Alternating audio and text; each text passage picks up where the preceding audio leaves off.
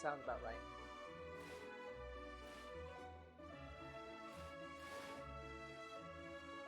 I mean, she's a virtual entertainer. She can just do whatever the fuck she wants. And apparently, according to Miku's developers, whoever the fuck she wants.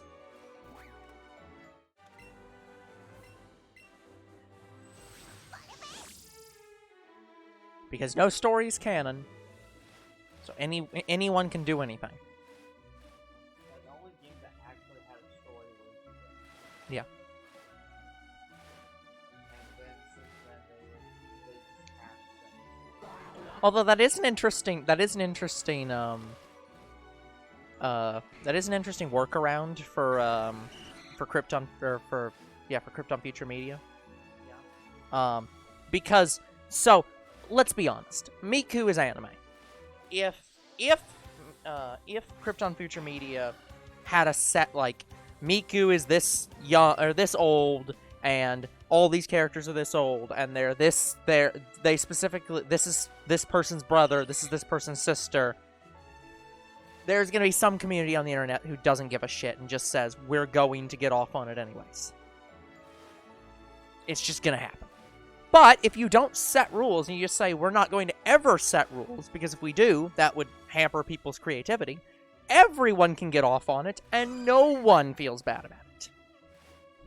Because they're as old or as young as you like, they're as related or not related as you like. It doesn't matter.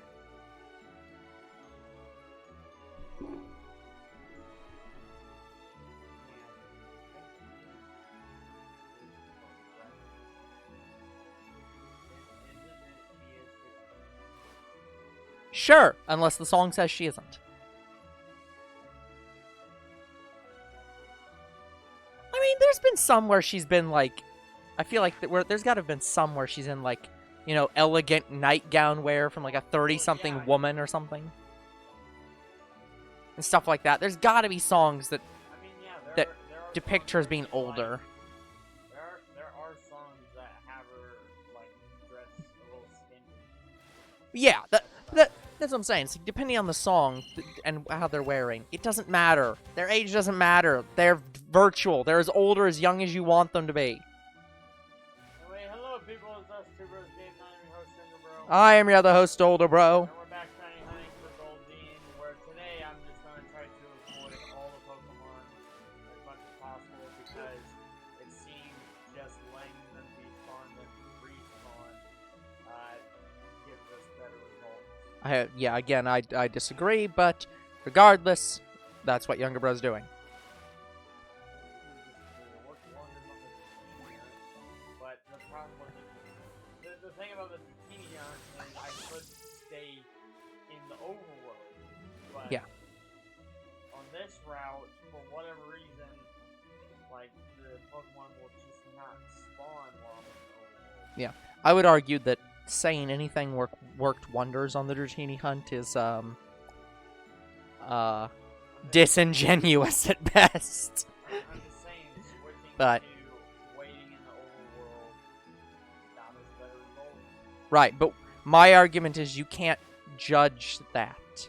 You're looking at it as like, well, I did this method for 3 streams, and then I did this method, and that 4th stream you got the Pokemon. But you have no proof that had you not done the exact same method you'd done the other 3 streams, you wouldn't have also gotten that Pokemon that same stream at the same time. I've waited in the overworld for other Pokemon too, and I got Right. their shiny really quickly. Right. I'm just pointing out that saying, like, this method is better than any other method,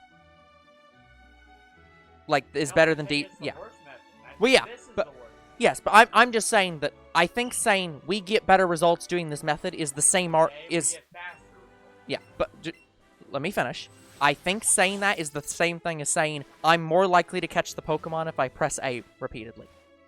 It's you do that thing and you feel like you're getting better results from doing that thing, so you do that thing. But we've done similar methods, like being in the overworld, Yep. waiting out, Yes. get them at a decent Right. I'm just saying I think it's the same kind of thing where it's not something that can ever be proven because the statistics don't give a shit what method you're doing. The only I think force despawning all Pokemon on camera is the way I should honestly shiny hunt, but the thing is, it just takes too much time. Yeah. Like going into the battle animation and going out. Yeah, and that's kind of the bottom line. Yeah, that's kind of the bottom line for this. In effect, what you're doing is a speed run. It's hard to argue that it's hard to call this a speed run, but in effect, you are speed running to get the shiny Pokemon. And so the question isn't what's the best method in terms of what's the most likely to get us the Pokemon fastest.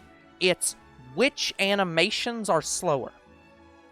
Does it take more time, or do you get more Pokemon through the screen per minute, or per hour, or per whatever standard you want to measure by doing this method versus the other method? Because you have to factor in how long their natural despawn time is, because I'm guessing it's partially random. I'm guessing they have a chance of despawning at random times. Yeah. But it's like, I don't think they all despawn at exactly 20 seconds. There's some randomness to it. So it's like, you have to figure out their average despawn time for all the Pokemon, just by not interacting with them at all. And then you have to compare that with the amount of time it takes you to run into each Pokemon, on average, plus the amount of time it takes to click through the menu. And just compare those two numbers. And that's a not fun calculation. I'll just be honest with it. Like, a lot of shiny hunters, like, I've already pointed out, like, yeah. the best method for that. Yeah. The best method, bar none, is just resetting the route. Yeah. Well. And you do that by transitioning from, like, a building. Yes. For any route you can... Cave. Yeah, for any route you can do that. I mean, you could do it here, but you'd have to waste... You'd have to effectively waste... Wait, can you stand... You can't stand on the banks and the water Pokemon still spawn, right? No. Okay, so yeah, so you'd have to waste lure going from that door over to here and jumping in the water and waiting for them to despawn, and then run all the way back. So it's... Yeah, it's... That is objectively slower. So I can't do that here. No. And Overworld, both sky and land, does not work. The second method that people use most is this method, where they just sit and wait Yeah. for them to respawn, even though I'm not kidding, guys. This is the worst method to do. And I can 100% say that, because I've been shiny hunting in this game for 2 years now. Yes, it's been a while. I want to say we've been doing this. I mean, I can actually give you the first stream date. Hold on. I think we started this in 2018. So it's almost 3 years back.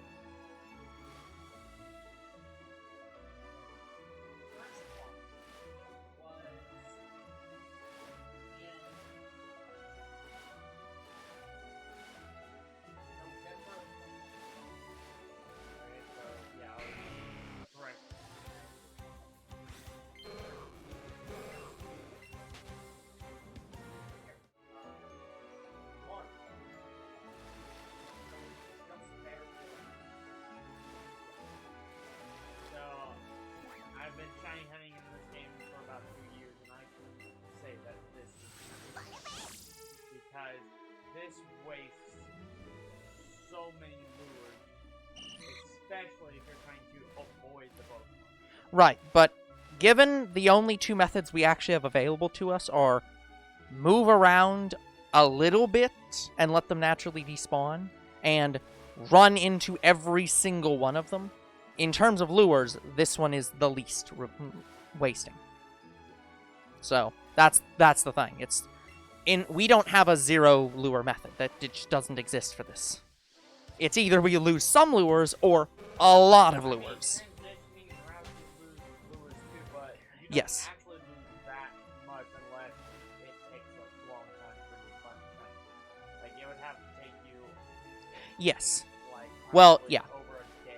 Again, depending on how far the transition is. And for example, if we transition this route, which we can do, we would lose lures faster than probably this. Because we'd have to get out of the water, go all the way over there, and come all the way back, and get in the water again. So, for this route specifically, lure, doing the route, or like resetting the route, would absolutely waste more lures than either method. And here's the funny. But and that, yeah, so see, that's another thing to consider. Depending on how much money you have, you might also have to factor in, between these two methods, money costs. I got enough that will So. last us a while. Yeah, but I'm not yeah. kidding. You need well over like 5 million Pokemon. Yes. Because that's the thing. It's like somebody who's coming in here with only, a couple 100,000 at most. They might decide, fuck it. Like, I'm not going. Like, they might just they might have to factor that and say, this costs too much money to do this method. I'm going to do this other one, even though it's worse. I'm just going to do the one that costs less money. Yeah, the funniest thing is the other method, the one where we just run into the Pokemon and spawn it. I've only ever seen one shiny hunter use that. Yeah. One. Which I, again, don't really understand why, but okay. I looked at his channel, and he does this for every customer. Yeah. He just force despawn one Pokemon. That's it. Yep. There are some that are just instant. Yeah. But It's worse strings. Yeah. He does about, I think he does 6 hours. Yeah. It takes him like 9 strings to find one. Yeah. It's all RNG. It's complete randomness whether or not you're gonna get it. He had the darn shiny. Yeah. With Blue. Yep. Yeah, he had Max. Yep. Like the best off. Yep. And yeah, it's just complete random. You could get very lucky. You could get extremely unlucky. And the method where you combo another Pokemon to hunt, the one you're specifically looking for, like, I chain Pidgey and I go after Bulbasaur. Yeah. We are the only ones I've ever seen. That's weird. Yeah. That doesn't make any sense. As far as I'm aware, we're one of the first. Yeah, unless we are straight up wrong about chains affecting other Pokemon, I can't believe that. Like, that just does not make sense to me. I know. Like, I looked all over the internet. Like, I looked at even some of the smaller channels, and I've not seen anyone do what I did. Yeah. Or do what I did, which was, say, combo Weedle and Shiny. Yeah. Hello to Distant String 88.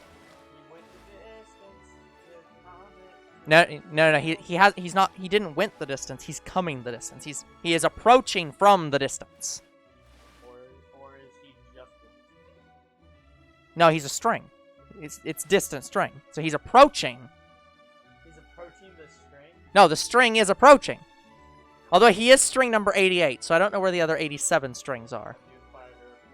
Are there 87 string instruments? I don't think there are that many string instruments. I'm looking that up. How many string instruments are there? As far as I know, there's only 3. Arguably, a piano is a string instrument. Because it's literally just strings, and you pluck the strings with the key. Well, you strike the string. I mean, yeah, I guess it's just a sideways harp. Effectively. That pisses a lot of people off to tell them a piano's a string instrument, though. They will get angry at you.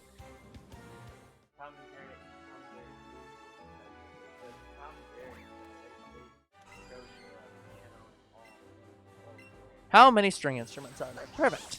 Somebody has asked this before. List of string instruments. There is a list. This is a list of string instruments. Thanks, Wikipedia. Oh god, there's a lot here. Yeah, stringed instruments with keyboard. Piano! Piano counts as a stringed instrument.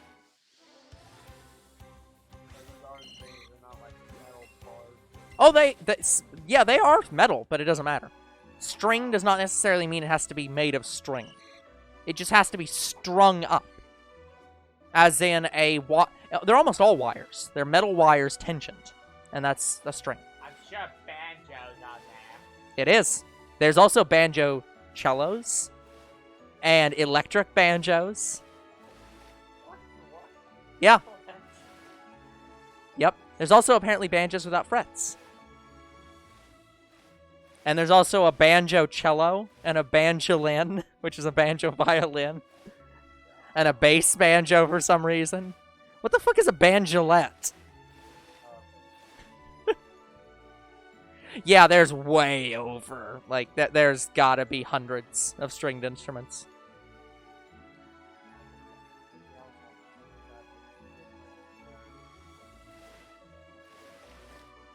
Classification.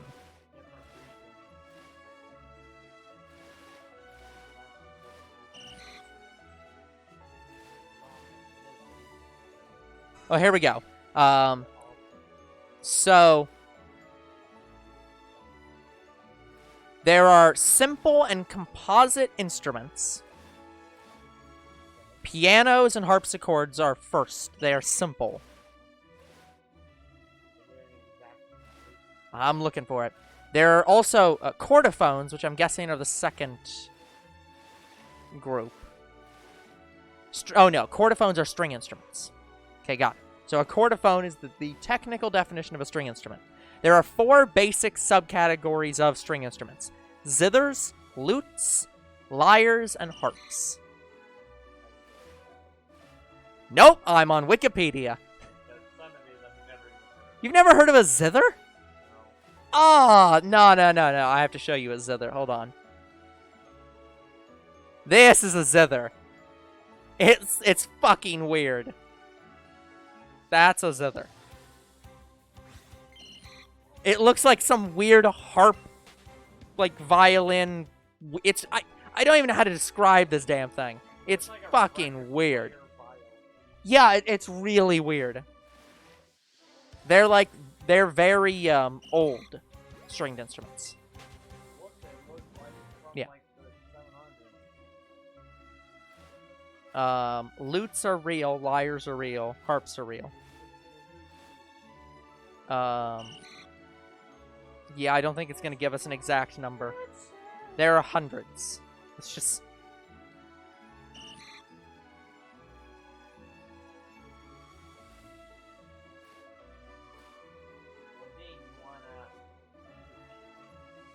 Welcome to the Stringed Instrument Database. Okay, maybe this one will give a number.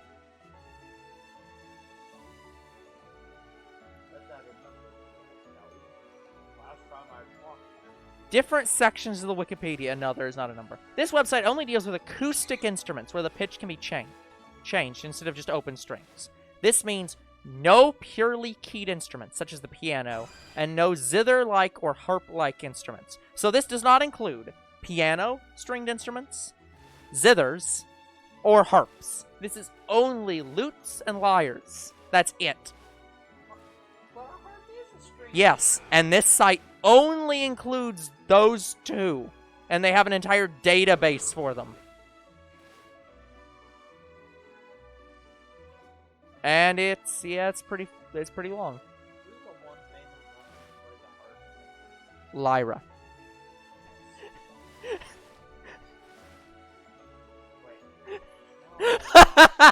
That took you way too long. I have no fucking clue. I don't know anyone who's famous who played the lyre. None. I'm not even joking. I've literally none. How many musical instruments are there in the world? According to this, there's almost 300 instruments in each of the 6 main categories of instruments. So there's around 300 stringed instruments.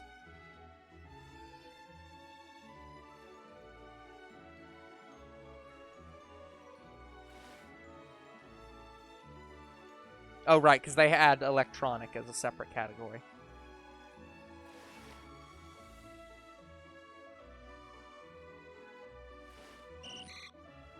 So yeah, we'll go with 300. Famous lyre player? How are you looking this up?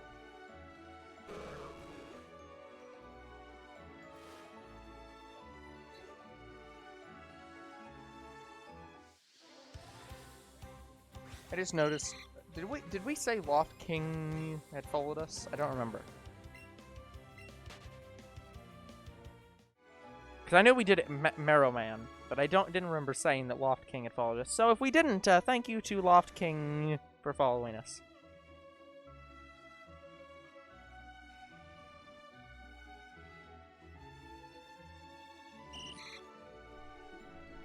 Down a bit. There we go. That's a little bit better. Now the mic is just a little bit closer. Actually, no, it's not.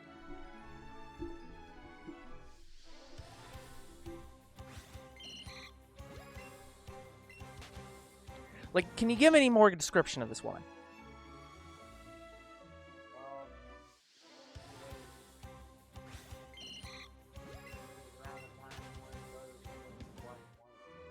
Okay, well that's like several hundred years. Could like any information about her is what I'm saying, like other than that she existed.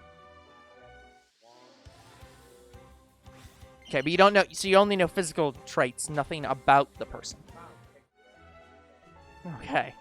Because I literally have no clue any context of a famous person who played the lyre.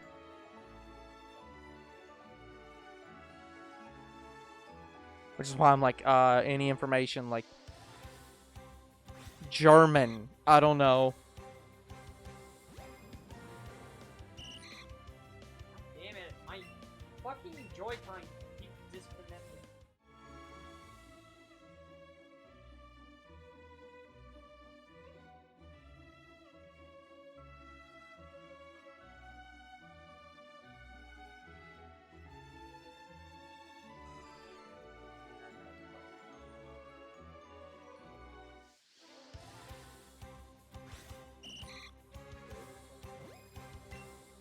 Probably.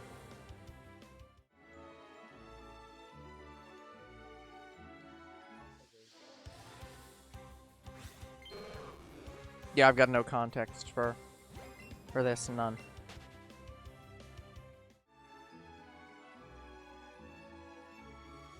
And this was a real person.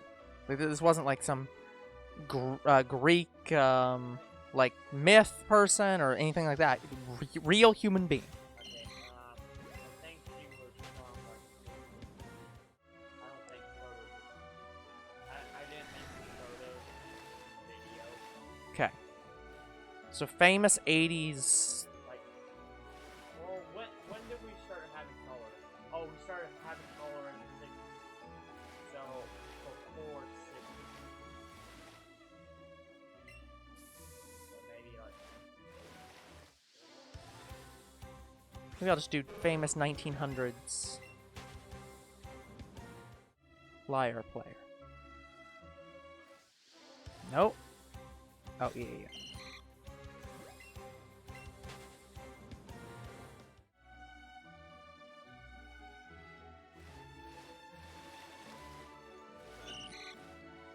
So how the hell do you know that she had blonde hair if she was in black and white?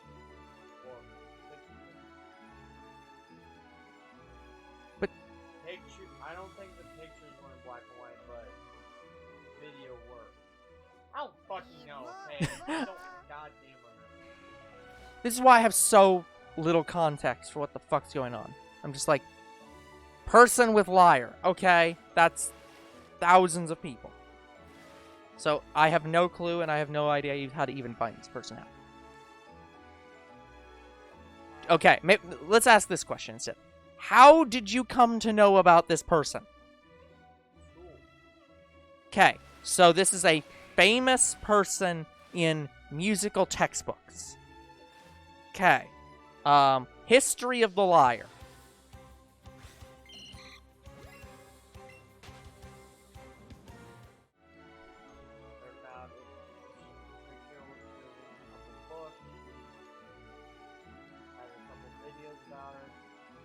Did you have to do a report on her?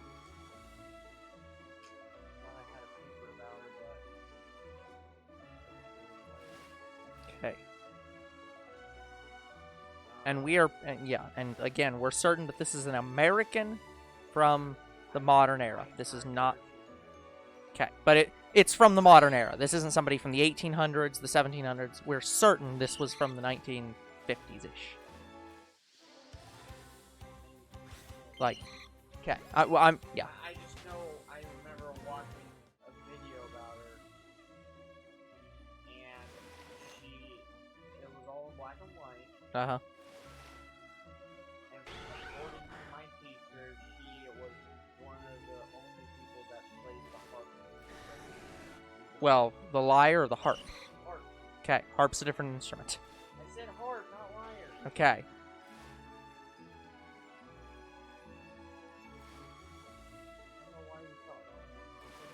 I've been saying lyre the whole time, and you've not been correcting me. As far as I know, harp is different, like lyre is a different name for a harp. No, a lyre and a harp are completely different instruments. Yeah, a lot of people play harp. Harp is a very common instrument. Although I keep getting photos of this random person who's playing the lyre, or the harp, so. Because I've seen 4 of this person.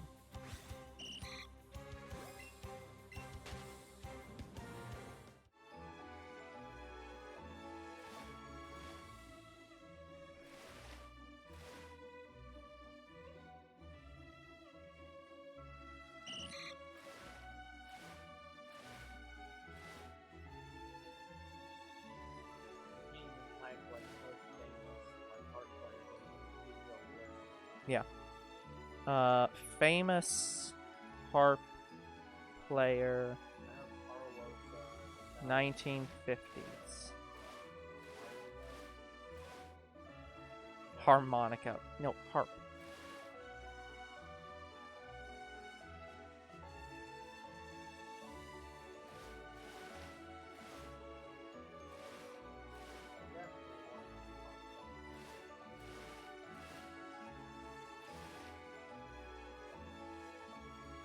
Famous harpists. Oh, are you talking about Lorena McKennitt? This woman from the Todd in the Shadows video? God damn it. Because she's, like, from the 50s, and she plays the harp.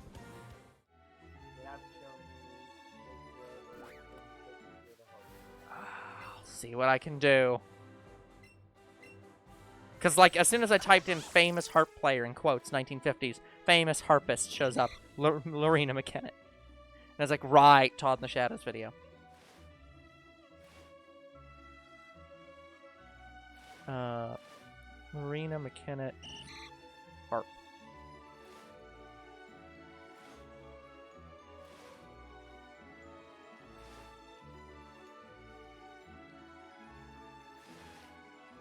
Well, here's one of her with her harp. But this one, she has red hair. Here's where she's, like, much more normal wearing her, or with her harp. Yeah, she is the only famous harp player I can think of. And then here's the one where she, for some reason, is blonde. Which I have no idea why she's blonde in this photo. So yeah, I literally can't think of any person you would have been looking at a video of that wasn't Lorena McKennitt. But I will continue in famous harp players. List of the top harpists. And again, still Lorena McKennitt. John Anderson.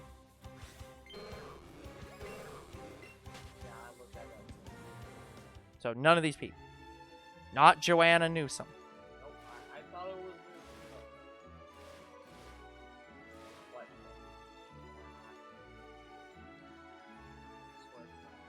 She was born in the 80s.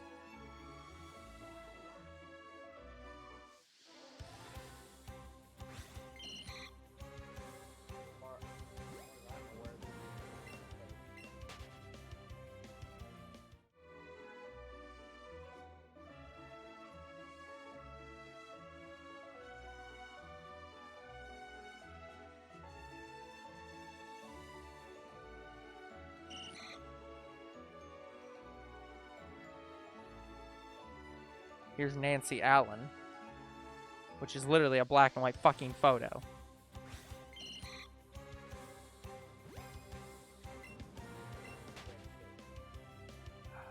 Okay. Susan McDonald? That person?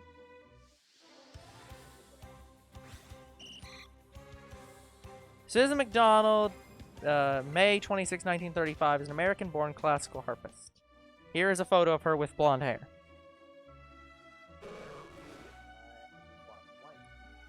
The first one I showed you was in black and white. Okay, fine.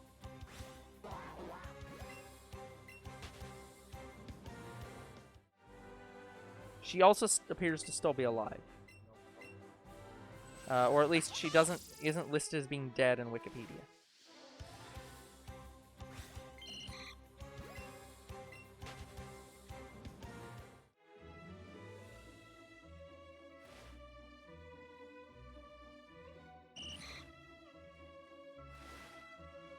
Okay, so let's look at this again.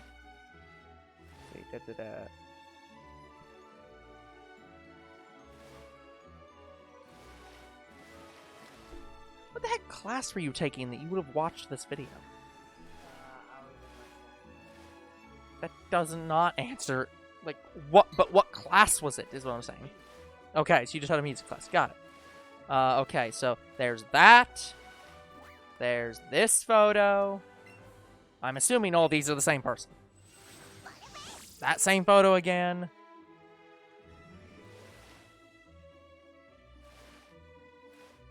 There aren't a lot of black and white photos of her. I know she has like a famous black and white photo. How? Okay. Well, it's the one and only. Hold on one second.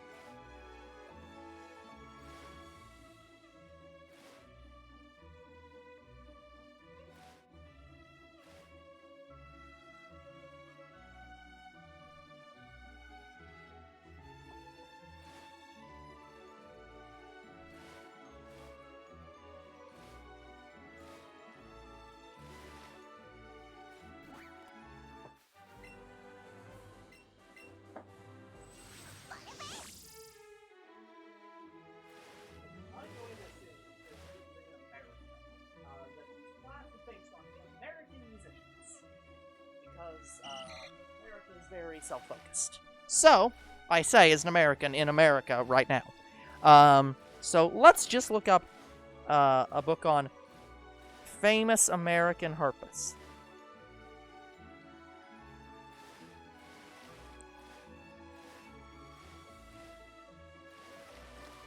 If I have to take minus harmonic out of this, damn again.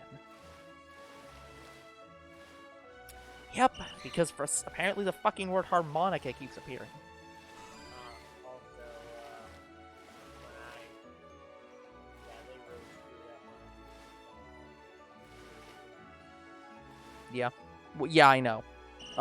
They did for both of them. Yes. They did it for both. So. Yeah, both were exactly the same. No, both were exactly the same. Like you. They were both that exact same problem. Well, both problems, I guess. Yeah, single with everything on it. Yeah. They were both that.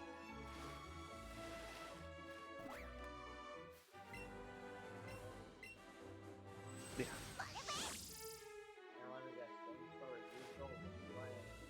Pretty sure, yeah, but at this point, you know, I just assume it's always my fault, because otherwise I wouldn't know. Okay. Female American harp players. Okay, that's not a... Nope. There's this woman, but that's not black and white, and she's very old. There's this random person who's definitely not blonde. There's this person who is not blonde either.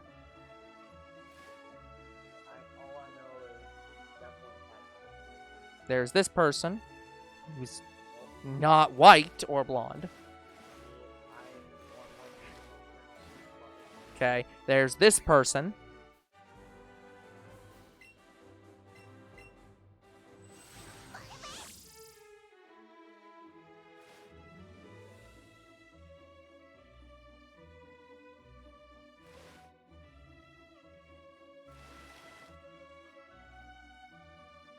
We've got no clue.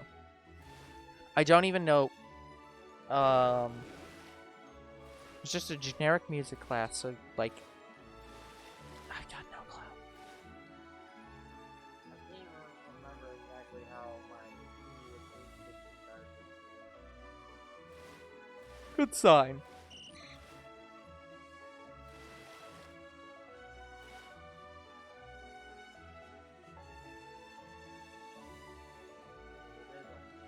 Definitely can't play it. Here's Nancy Lindrum, who is definitely not white either, or black hair, or white, or blonde haired either. Yeah. A lot of these. She definitely wasn't dark. Yeah, a lot of people on here definitely. The problem is a lot of people don't have photos at all.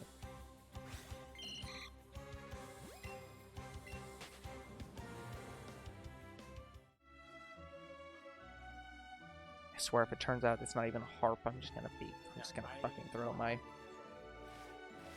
Okay. We're trying way too hard to try to figure out this one obscure fact.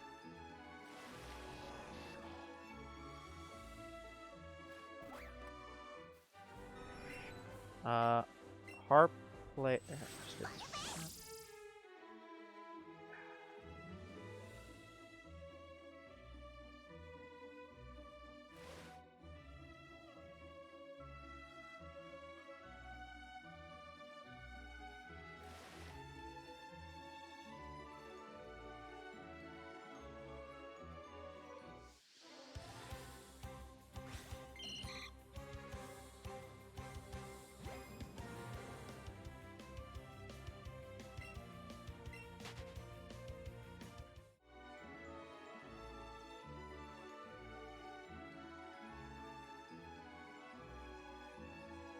Here's the American Harp Society.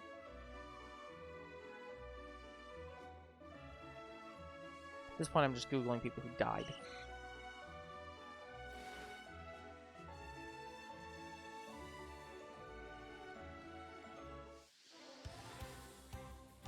Well, the only photo I have of her is this, and I don't think that would answer your question even if it was her.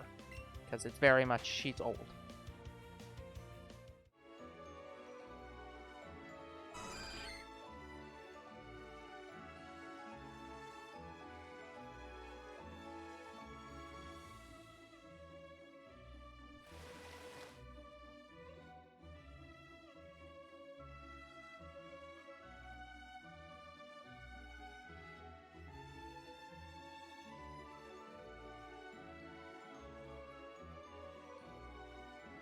Nope.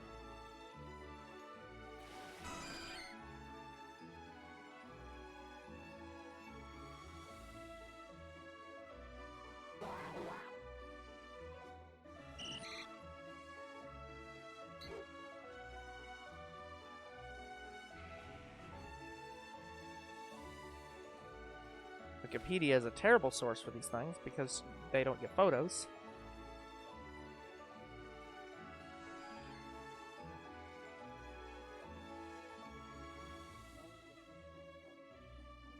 Because the word har in harp.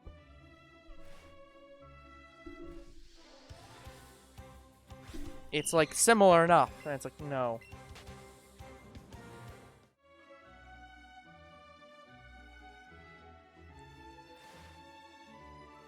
Why are the best harpists female? That's a title.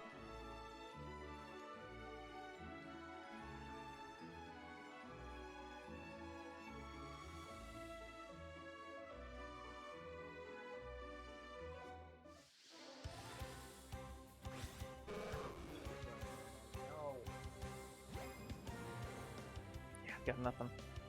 I'm not kidding, my Joy-Con is disconnected and I don't know why. Couldn't tell you. Got no clue. I'm just gonna be done with it. I've got no clue, and I don't have enough information to find anything.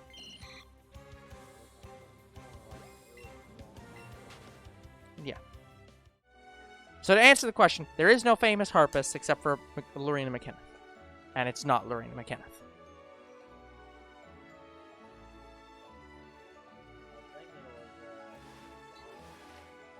Yeah.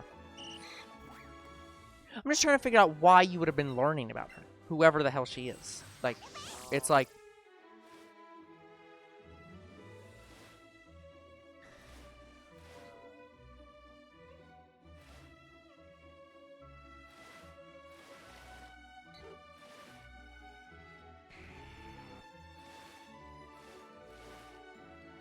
Right. Okay, so basically in my class we heavily played recording. Uh-huh. And we were going to play one of her songs. Gotcha. Okay. Yeah. Yeah, instead of it being on the harp, my class would all play it on the recording. You know, the best way to ruin a song, play it on recorder. Like, I can play,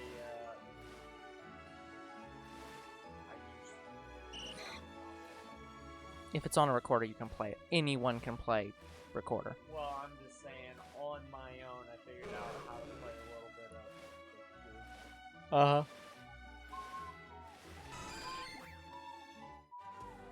Congratulations, you just did it. I'm not even kidding. The recorder is literally... The recorder... Well, the recorder is so simple that whistling is just basically the same thing as playing the recorder. Like, it's... The recorder is looked so far down upon in music that it is literally viewed as a children's toy, and that you should never play a recorder as a real instrument. Like, if you want to play a recorder as a real instrument, play a flute. Yeah, they are shit worthless. Yeah, probably 5. Like they are worthless. It's if you want to, if you're a person who's like, oh, I like playing the recorder, but I want to be taken seriously, play the flute. Yeah, well, specifically whichever one's the side ones. Yeah, yeah, clarinet's a bit more difficult, but yeah, do a flute. That you'll be taken seriously. Clarinet is going pro. Yeah, but like, I'm just saying, you'll be taken seriously if you're a flutist. You'll also be labeled as a squidward. Yes. Yeah, I like how people call squidward clarinet, even though it's clearly modeled like a recorder. Like it looks like they took a clarinet and used it with like a recorder. Okay, so I'm just gonna bring up some photos here, guys. I've seen what a clarinet and a recorder looks like. I'd hope you know what a recorder looks like. Almost every single human being should know what a recorder looks like. Yeah, Okay. My instructor had a clarinet in school. Also, I've seen no clarinet. Okay, so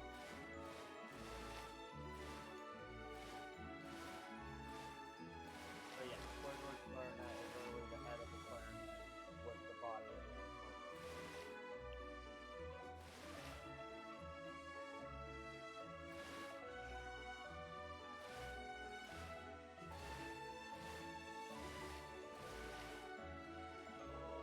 that sounds like it hurt a lot.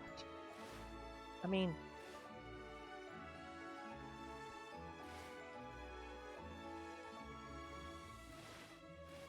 I'd argue you couldn't get that much closer, even detailed. That's pretty close to the same thing. Yeah, but It's it doesn't have shorter. no, like, metal bars or... I guess. That's why I said But the though- head might be correct, but... To be fair, the metal barbs, from my understanding, they're not unnecessary, but they're I more for finer control. Yeah, I know they're helping. But again, I think the whole point of it is that it's not that his doesn't have it, it's just that they couldn't draw that shit on because it's fucking, like, it's SpongeBob! They don't have the biggest budget. Yeah, they don't have the biggest budget. The artwork is not drawn to look photogenic. I'm pretty sure all the white stuff on here are supposed to be the metal bits. That's how... I think that's how the inside of the thing, the hole, that's how the inside of the hole is. But yeah, I don't think that... I think that's more for artistic, like, ease than it is for anything else.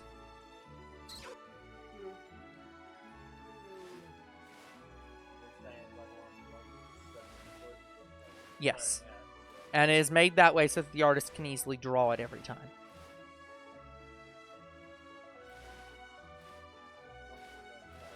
Yeah. But you're right, yeah. That taking off all the shit from a clarinet does basically make it just a recorder. But I would say that even if you took off all the metal bits, it would still sound better than a recorder because it's made better. It's not cheaply constructed.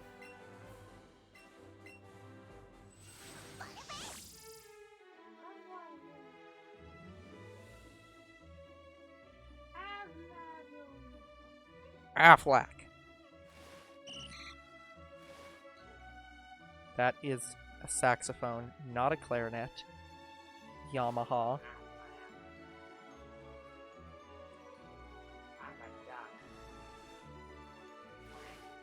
You're despicable. Affleck! What? No. Get him out. That would be... You know, that's a death battle they should do. Daffy Duck versus Donald Duck versus the Affleck Duck. Wait, is Affleck... Isn't that a goose? Okay. Then also versus Untitled Goose. Actually, I thought Affleck's thing was a swan.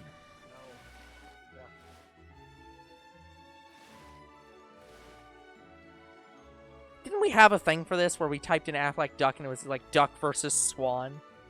Or something? It's like, or Goose. Something like, what is this?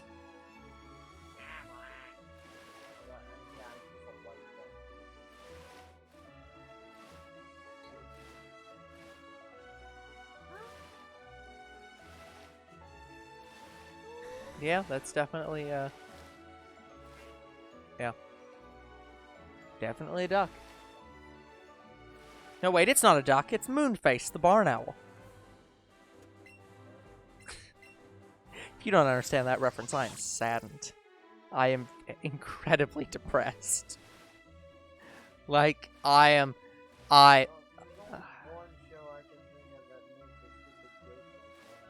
Uh-huh. No. Oh, I'm so sad. You did not, yeah, it's like you did not grow up in the 90s. That depresses me. It was Zaboomafoo. Yeah. That's depressing. Zaboomafoo was basically the kids' version of, like, the Animal Planet shows. Like what's the one? Well, not specifically Animal Planet, but any of the, like, Crocodile Hunter, any of those. It's basically the kids' version of that.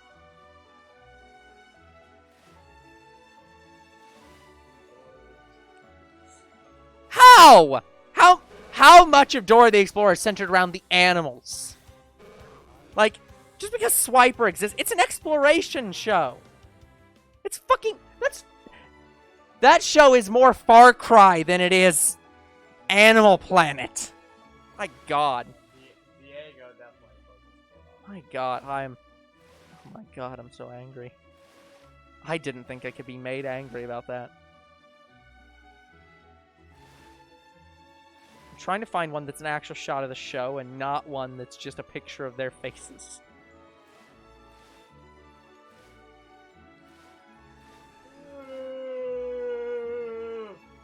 Okay, I cannot find one that isn't just a picture of their faces.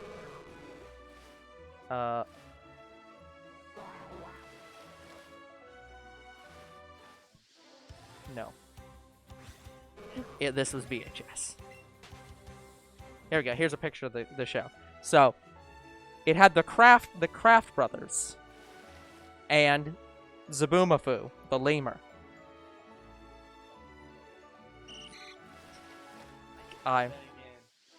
It's a lemur. That lemur looks like it's from the Disney dinosaur movie. Yeah.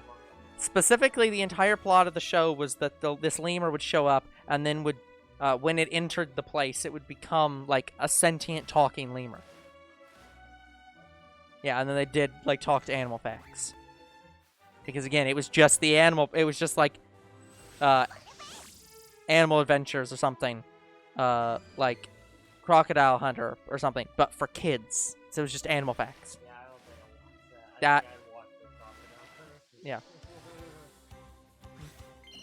Let me see if I can find the lyrics to the Zaboomafoo song.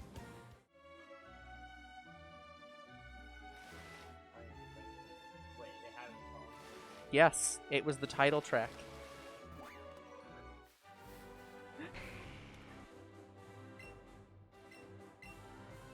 Zaboomafoo's song. Lyrics. It's on the lyric song. Okay. Gonna need some water for this. Well.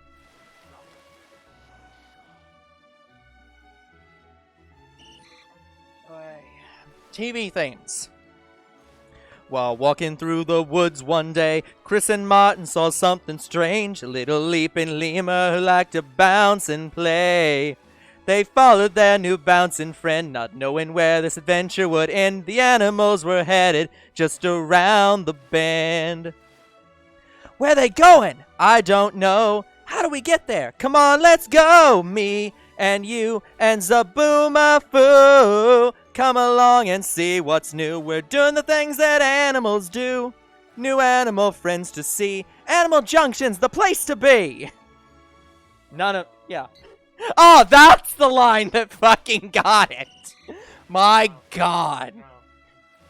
Here's why I remember it. Uh-huh.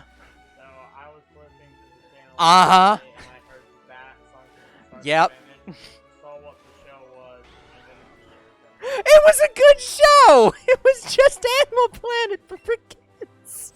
My God.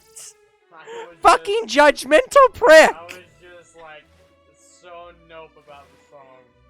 Hold on, you've watched fucking Uncle Grandpa and you're saying this show was too much for you to handle? Fuck right off.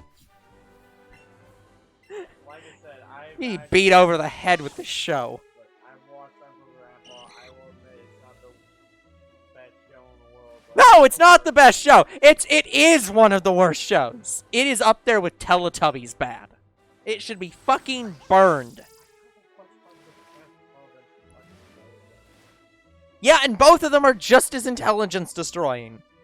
Look, let's take both these shows and take them and put them in the pit along with the ET video games and never talk about them again. Let's burn them to death. Never talk about them again. I only think Uncle Grandpa is rated as a bad show because it came out alongside Star. No. No, it did not. Okay, well, first off, no, it didn't. Uncle Grandpa came out before them. Secondly, saying it came out alongside Steven Universe and is labeled as a bad show is not praise, because Steven Universe is also labeled as a pretty bad show. So, again, that just makes it worse. Like, look, Steven Universe definitely didn't have the best ending, I'll give it that, but it's still a good show. it was a good, okay. Seasons 2 and 3, I think. Let me look up when certain events happened. Yeah. Season 1 has the same problems as Ruby. Season 1. And the movie was fucking Yes, the movie was great because it actually admitted that Rose Quartz was a fucking terrible human being. So sure, whatever, doesn't matter. That she was fucking terrible, and that yeah, it made them have to actually address some shit from the show that they otherwise didn't want to address. We are in the future. Like, for example, Steven literally had to erase like people's had to literally erase Spinel's memories to get her to stop attacking him. Yeah, then afterwards, after she remembered, he still had her erasing weapon, which made her freak the fuck out. Like, why do you still have that? Are you going to erase my memories again? I thought you were gonna break it. The actual reason was that, yeah, the actual reason was that he was just going to give it back to her or whatever, but it didn't fucking matter to her. Because it was an implicit threat, in the same way that fucking, whatever it was from the first or second season, the gem nullifier, it's the same thing. Like, Garnet immediately broke it upon seeing it, and a lot of people got pissed off about it, including the guy who, including Lily, who reviewed the show. Like, in that scene, Lily was explicitly pissed off about that. Like, why would you break that? But, again, whether or not it's a good decision or not, you have to remember that Garnet puts fusion above all else. That is one of the core tenets of Garnet's character, is fusion. And anything that physically attacks a fusion pisses her the fuck off. Plus, she also likes to fight fair. So it made sense why she'd break it, but it's the same kind of thing. Basically, Steven walked up to her while holding one of those, without thinking about it. And she's just like, no, I'm being threatened. And again, that was a compelling plot, because even though Steven was stupid, you didn't feel insulted about that. It was just like, he didn't think about this thing. Yeah, he did not think this thing through, and had to deal with the fucking consequences of his actions. Although, he didn't actually have to deal with the consequences of much of his actions, because Spinel just kinda went off with the gems, or with the diamonds. He also didn't have to deal with the diamonds really wanting him hard, because Spinel just kind of replaced him. Until apparently Steven Universe Future, which, fuck Steven Universe Future. And it's shit. And it's shit. Just like the show, it's not that good. Maybe get a better writer to handle this show. Well, that depends on your definition of writer. Because, again, Rebecca Sugar is a storyboard artist. She's not a writer. No one wrote it. They didn't have writers. I want to say Rebecca Sugar. Yes, but yes. Rebecca Sugar is the one who touched the show. She was the executive producer. If she didn't touch that, it would have been. Yeah. Well, again, here's the big thing about Rebecca Sugar. Rebecca Sugar is a lot like George Lucas. She has incredibly good ideas. But she presented No. She has some good ideas and bad ideas at the same time. And she is very bad at being able to tell which of her decisions are good ones and which of her good decisions are bad ones. And she needed someone who was of equal rank to her to be able to say, no, this is a bad decision. It doesn't matter if that's what you want to tell. It's a bad decision. Do this. It's a better decision. Because she had that for a while with Yellow Diamond. And that's why Yellow Diamond, half the time, was an extremely fucking, like, scary character, and you actually felt threatened by her, including when she put her foot on the ground. Literally uncrossing her fucking legs and standing up was just as threatening as being choked to death by Darth Vader. Like, that takes fucking skill. Yeah. Whoever that writer is, you're not watching us. You're not watching us. If you ever see this, you were a good writer. You were making good decisions. And you absolutely should have been listened to. Get a writing degree and actually become a writer. Stop being a storyboard artist. Be a writer. You are better than that.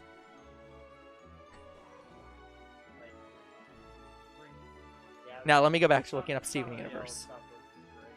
Yeah! Again, it was great. Just, I don't give a shit about any potential, I don't care about any potential, what was it that Peridot said? Like, she was talking about, like, potential, like, not positives, that's not the right word, but potential good things that could come out of the Earth that, other than destroying it. Like, I don't care about any positives that could come out of that planet. I want it, I want the weapon, to continue to grow and destroy that miserable planet and erase it from our star maps. It's like, fucking hell. Again, I think you could convince me that she again, the diamonds are canonically, whether Rebecca Sugar wants to say it or not, they are fascists. That is what they were designed to be. You could convince me that Yellow Diamond isn't necessarily a fascist, but she is a fucking ruthless dictator.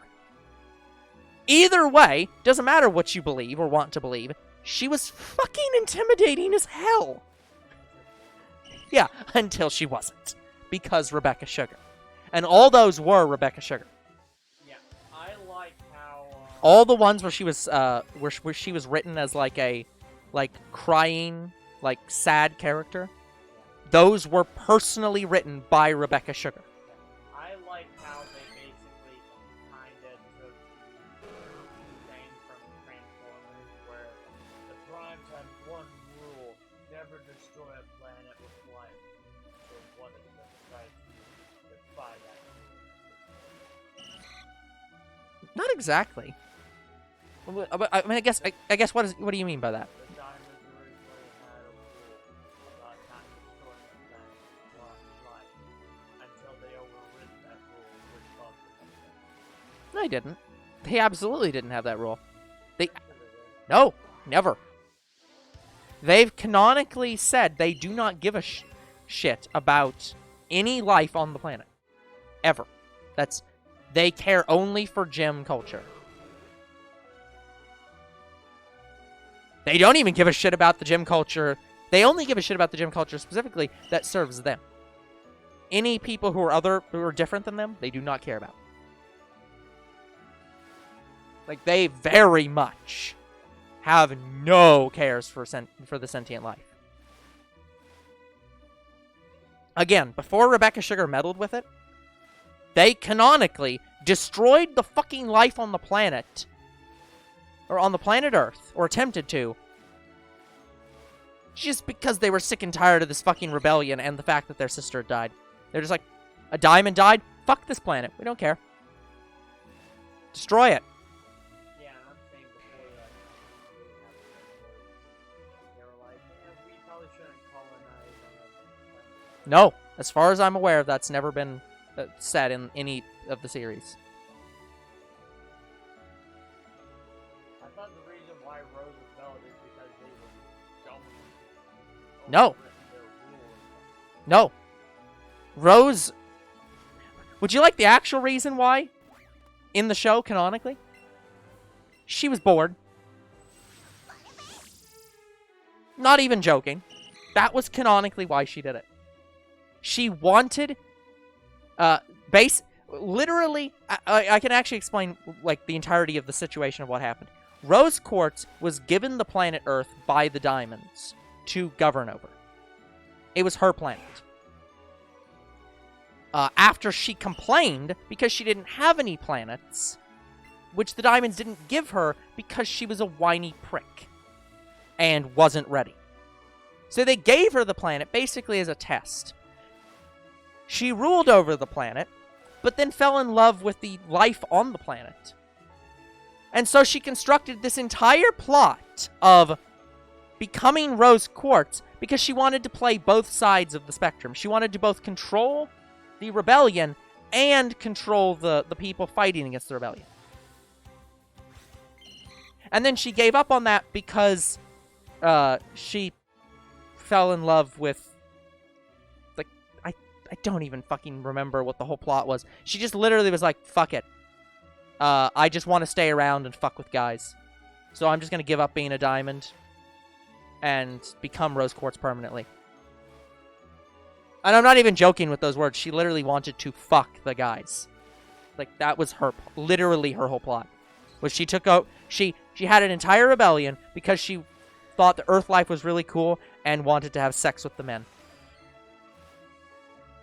And then the Diamonds destroyed the planet because they killed Rose Quartz. Or, sorry, because they killed Pink Diamond. That was the actual legitimate in-story plot of Steven Universe. That's why they did it. Then Rebecca Sugar messed with it to be like, they actually didn't know that the beam would corrupt any gems or destroy the life on Earth. Which, how the fuck wouldn't you know that? That was what you went into it for. That's like saying, oh, we nuked Japan, but we didn't think it would kill anyone.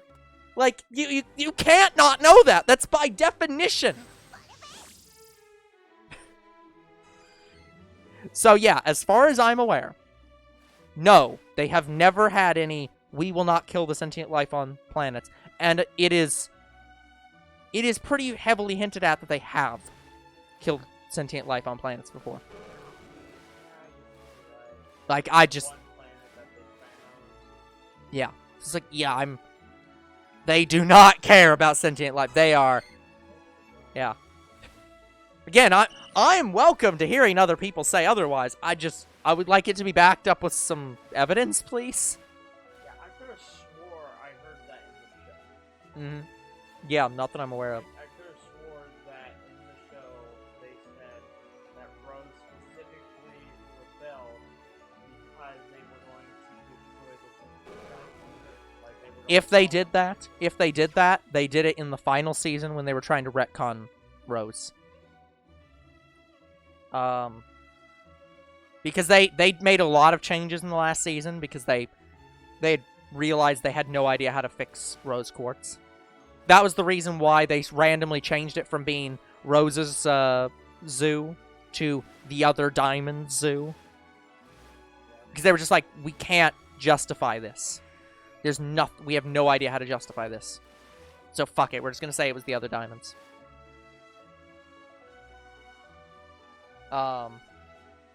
But yeah, no, there was... Yeah, it's...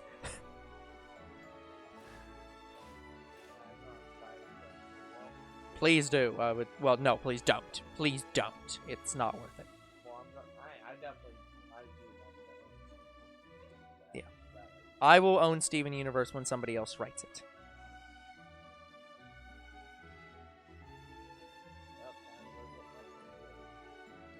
Okay, so Jailbreak was Season 1.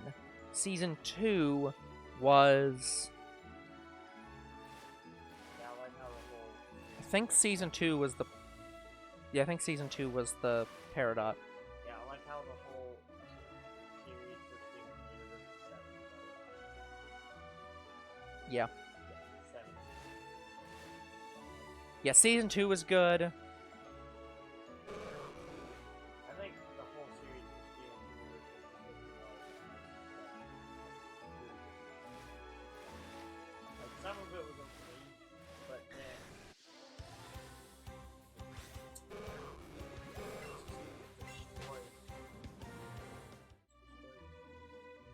Yeah, Season 2. Basically, Season 2, some of Season 1 and some of Season 3 are the best parts of the show. Once you hit Bismuth, you might as well just stop watching. Bismuth, the character, was a great idea, but the episode was when the show first made clear how it was going to be a problem. So, again, you have to understand the whole point of the show. Steven Universe's show, its entire premise, was everyone can be redeemed and forgiven. That was its whole plot. Its plot was that plot in MLP that everyone said was tired, done too much, and everyone was pissed off about. That plot was the entire basis for the show. And that episode was the turning point. In fact, let me just look back there just to make sure.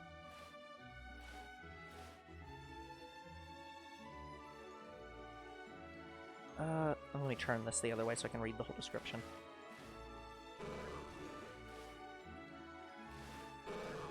Okay, yeah, we're too far. So yeah, there's Bismuth. Self-esteem.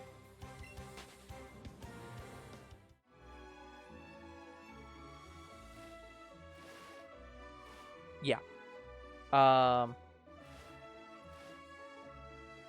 and then, yeah, Lapis is a character. Oh my... Are you shitting me? Fuck off! Fuck off! Fuck you, Dave. Fuck How long off! have you been there? Fuck off! I don't think it was that long. I don't think it was that long, but fuck off! I thought I saw Shine, I'm like, oh, Goldeen, and then, nah, fucking Chansey. You know what, I'm resetting them out. Yeah, I think that was the first episode where they actually started doing their... Everyone's redeemable. I mean, you could argue they redeemed Peridot, but Peridot was... Yeah, that was less a story about Steven and more a story about Peridot. Peridot, by the way, was probably one of the best characters in the show. Yeah. But no. So, yeah. Bismuth was where they hit this problem with the story. Because, again, up until this point, they have been writing the Diamonds as being genocidal, dictators. Yeah. Again, it's very easy to be like, these are Nazis, these are, these are fascists, these are the worst of the worst villains. Whether you agree with any of those certain tags, it doesn't matter. The point is, they are the worst of the worst villains, and it is going to end with Steven kicking the shit out of them. In Bismuth, the show laid its hands bare, we're not doing that. Because they introduced the character as, I want to do that. That was Bismuth's whole plot. Was that she was like, okay, we are fighting a war against dictators, people who literally are the worst of the worst, who have destroyed us for simply existing. We refuse. Let's take it to Homeworld and free every single person there. Let's shatter the diamonds and free every single person trapped under the diamonds rule. The people who are the victims of the diamonds. And Rose is like, no, no, no. That's not okay. And so she just bubbles Bismuth up, doesn't tell anybody about it, and just leaves her there for thousands of years. Steven comes along, and you could say, okay, that was Rose having a flaw.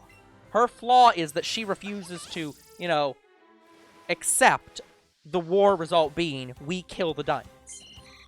And that could be because she's a diamond, that could be because, you know, for whatever reasons, it doesn't matter. Yeah, it doesn't matter.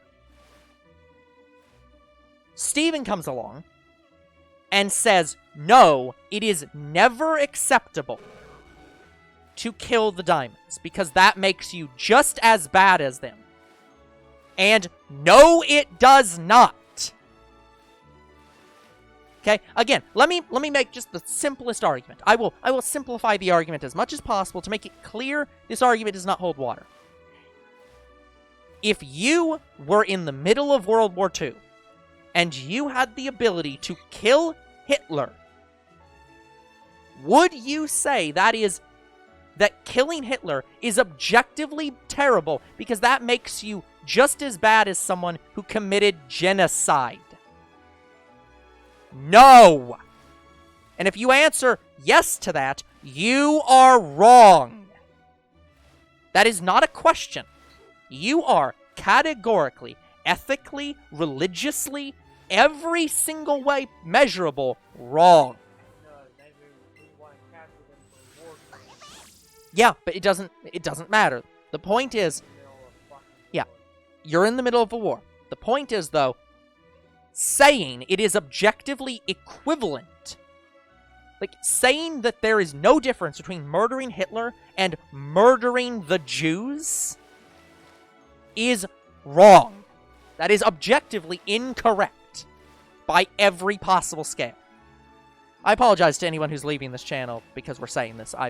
I understand this is very political, and we're not normally political, but I'm just pointing out the problem with the show. So I'm making a point to prove the problem with the show. Here's a lot of the problems. Yeah. Like, it doesn't help that a lot of shows that came out around Steven Universe also ended poorly.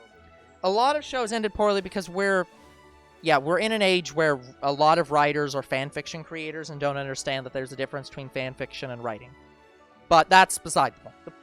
With this show specifically. Because Steven Universe started out okay, Yep. ended shitly. Yeah. I don't even think it ended. I'm pretty sure it left on a cliffhanger if I remember correctly. Wikipedia says it's actually the end. They're not going to continue it. Yeah. But yeah. And I can write a better ending. Yeah. But again, here's the thing though. Getting back to Steven Universe specifically. For Steven Universe, Steven says specifically, it is bad. It is just as wrong to kill them as it is to kill, or for the diamonds to kill everyone. I was literally waiting on a freaking enemy that Steven had no choice. Yes. Freaking off. But yeah, that was when the show laid bare its objective. Steven will forgive everyone. Objectively. It doesn't matter who they are. He will forgive them. It doesn't matter what they've done. Unless it's Jasper. Jasper got royally fucked. Yeah. Like, Jasper freaking died. Yeah, he also forgives Lapis because Steven likes Lapis. Yeah, that is the interesting way that the show actually handles it. Is that if Steven likes the character, they will be forgiven. If Steven does not like the character, they will not be forgiven. Which, again, is a cool concept. When the show accepts that Steven is wrong. But Steven Universe is written in a way where Steven is the main character of the show. Objectively, that's not a question. But unlike a show like Avatar: The Last Airbender, or The Powerpuff Girls, or any other show that's basically ever been written, not only is Steven Universe the main character of the show, Steven Universe is basically designed to always be in every single episode, period. The show is literally written around him as if he's the center of the literal universe. Yeah. Even in episodes where he should not appear in them, he is in them. Yeah, weren't there episodes where, like, there were episodes where he wasn't the main focus, but They were almost still fucking in. They were almost always ones being told to him.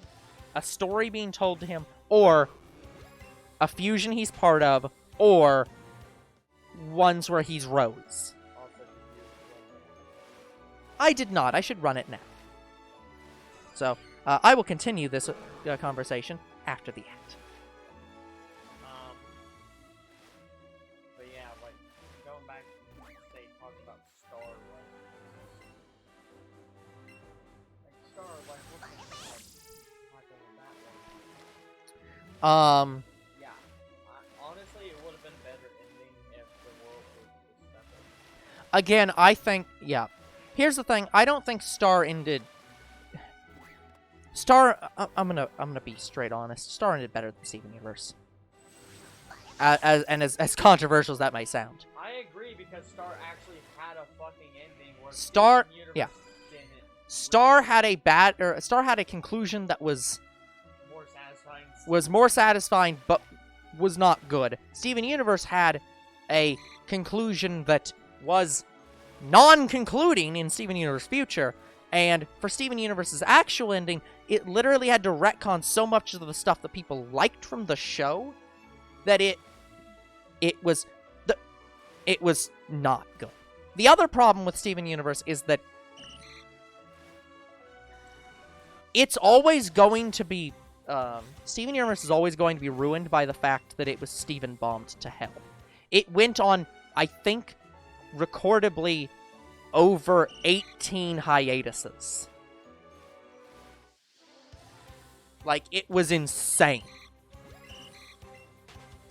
Rebecca Sugar does not know how to... Again, let's just start with this. Rebecca Sugar should not be an executive producer. She is clearly incapable of doing the things required of an executive producer, such as knowing when she needs to hire writers, knowing to discipline the storyboard artists so that they actually create, good storyboards. And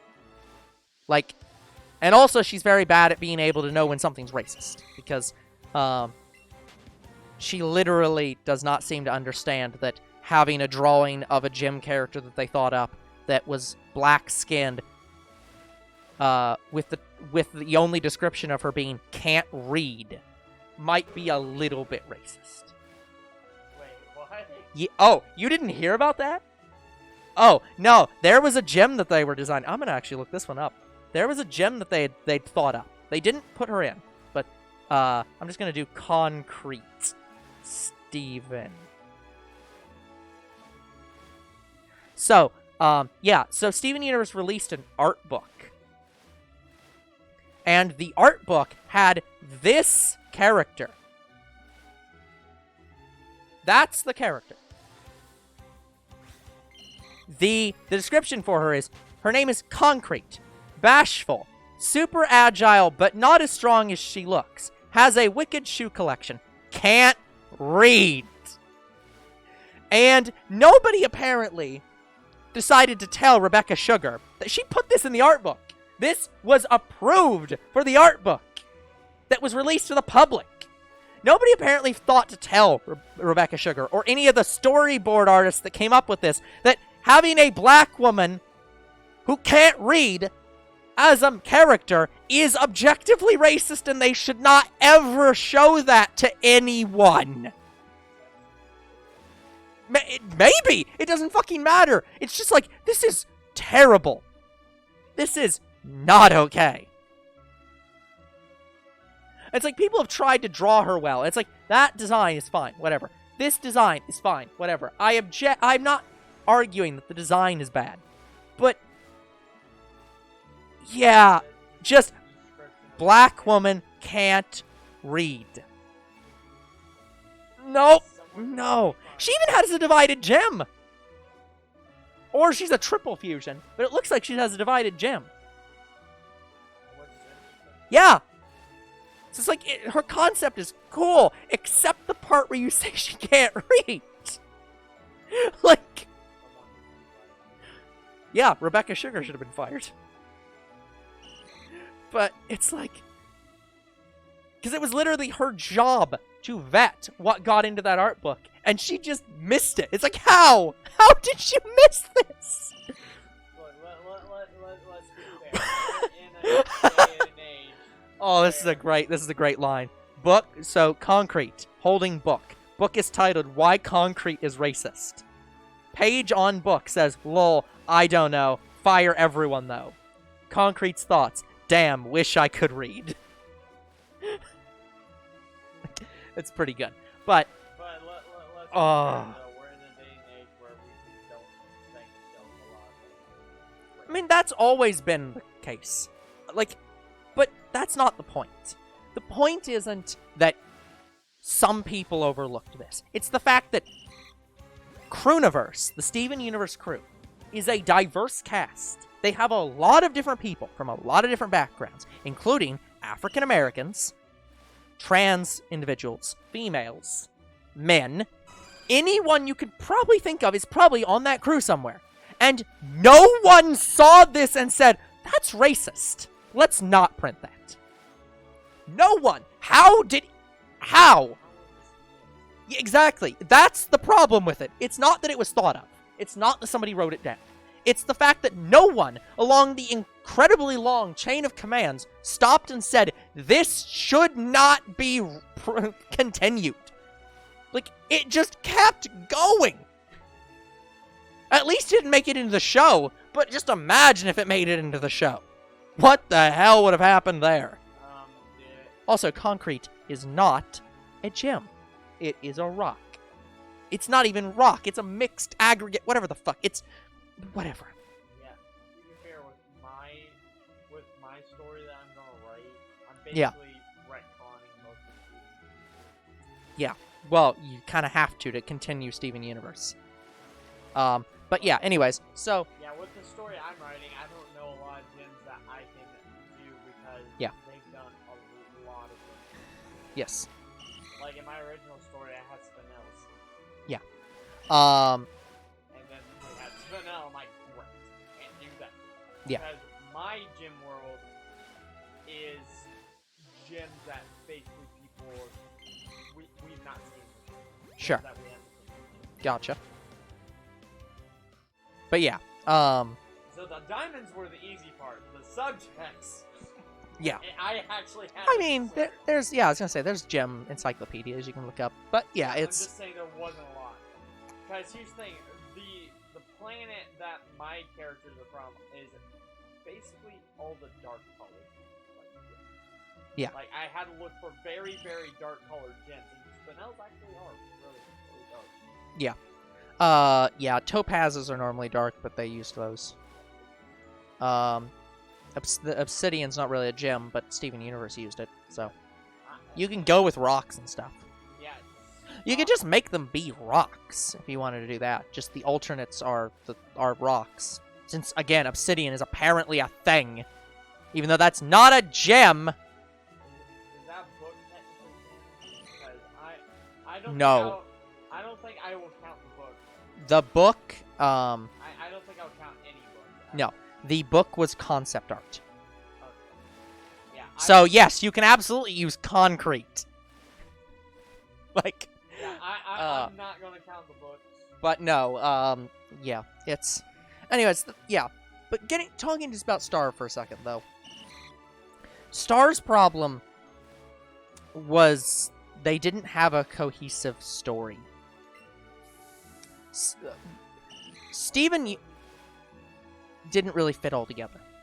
Steven Universe was not written, so it has an even worse cohesive story. In that they literally didn't decide what was going to happen until it happened. Yeah, but that's not the problem. Steven Universe was originally designed to be a Monster of the Week show. In the same way that here's the thing. Both of these shows were designed to be Monster of the Week shows.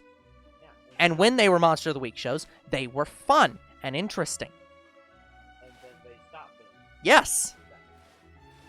And that's the problem. And that's what people don't seem to completely understand. We want Monster of the Week shows. We want to show where the characters just where there might be a big villain at the end of the series who's like the one that they're currently most like that's in the background controlling things that they fight later.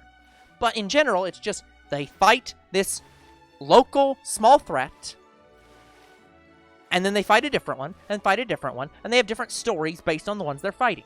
And that's it. That's all you have to do. Many shows have done this very well. And for some reason, modern writers don't seem to want to do that. Yeah, like, was Korra basically the beginning of all these conflicts? No, I could probably point out when the golden age of cartoons kind of started running out. Well, I think it was actually the Silver Age. Yeah, I've heard conflicting reports about how Adventure Time ended, which technically has not ended yet because they actually are technically continuing Yeah. Adventure Time. And Adventure Time was. I think Adventure Time probably had ending problems too, but it was also well loved enough that most people overlooked some of the bad stuff that happened at the ending. But except for again PB and Marceline, which people are only not pissed off about anymore because they made a show dedicated to being about PB and Marceline. So they're like, okay, well, you made a sequel show that's literally about that relationship, so I guess we're not going to be mad at you anymore. Now, what would piss fans off is if they broke up at the end. I was going to say it pissed them off if they weren't even a couple at the start of the show. They just had ended off camera. That would piss them off. If they break up for completely logical reasons, they're not going to be pissed off. If the show contrives a reason, they'll be pissed off. But if the show gives reasons over the course of the show and breaks them up at the end because they just didn't work, then yeah, I don't think anyone's going to get mad. Yeah, that I doubt. But no, in all seriousness, the problem with Star versus the Forces of Evil was that it was two different shows at the same time. The first part of the show was trying to tell the story about how all magic is the root of all evil, and we need to destroy all the magic because reasons we're not going to tell you. Lol, sorry. But Toffee wants it gone, so that's it. Then after Toffee, the show became not political. The show was sort of political in the sense of it became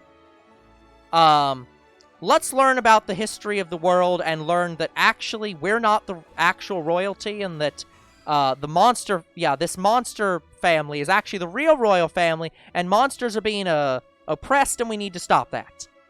And then it became magic is the root cause of all evil, and the reason the monsters are being oppressed. So we have to destroy the magic to stop the monster oppression, and also the worlds are going to combine together because Star and Marco have to get together. And that's it. It's like they didn't really have an arc so much as a thing happened. They stopped doing that. Started doing a completely different thing. Stopped doing that. And then tried to merge the two of them together terribly. And then fucked up the end of their show. Also, here's a hint, writer. Unless you're writing a cautionary tale or like a horror show, don't destroy the magic in a show that's about magic, because that's not going to make your fans like you. Yeah, I wasn't expecting that. Honestly. Yeah. I didn't think they would destroy all the magic. Yeah, just... I thought that was stupid. Yeah. It is a fucking terrible decision to destroy all the magic in your fantasy universe unless you do it very carefully. You did not do it very carefully. One show that actually did do it very carefully was, let me see if I can think of the name of the show. It's not Log Horizon. It's the one with the blue cat. I know what you're talking about. It's It's not World Trigger. That's a different show. No, you're thinking of Grand Blue Fantasy. Probably. I'll look at my old anime list. It's the one with the red-haired guy. Yeah. It's the main character. Fairy Tail. Fairy Tail. Yeah. Fairy Tail actually did that plot right. Because one of the arcs was they literally get transported to another, to a mirror world. Or to, like, another dimension, where that dimension is running low on magic, and there's this entire, like, there's basically lots of, like, infighting and racism and stuff dedicated to, you know, getting more magic and stealing it from other universes. And so they have this entire arc about that, and in the end, the ruler of that dimension, or that world... I hate this. Yeah. Hate how the freaking area is. Yeah, and anyways, so at the end of that arc, the ruler of that world literally sends all the magic out of their universe. Because he determines that all this fighting is exclusively being caused by the fact that there's a limited amount of magic, and it would be better for their universe to have no magic and adapt than it would be to continue having limited magic. And so he literally gives the original universe they came from even more magic. Causes, like, a magic surge in the universe, and actually, like, sends all the magic races end up getting sent to their universe. Which has, like, very interesting side effects.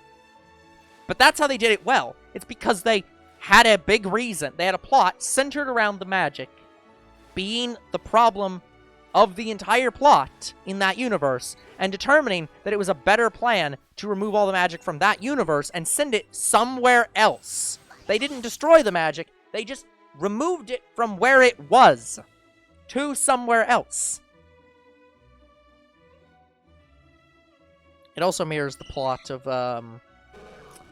Tales of Symphonia, which I will not say any more about if you haven't played Tales of Symphonia. Play Tales of Symphonia. And use Parabol. Oh my god, every fucking time. The same goddamn place. I've done this, like, 5 times in the last, like, 5 minutes. Also, if you play Tales of Symphonia and you use the move Parabol, you have to scream, Parabol! It is required by law. Yeah. I think I have 2.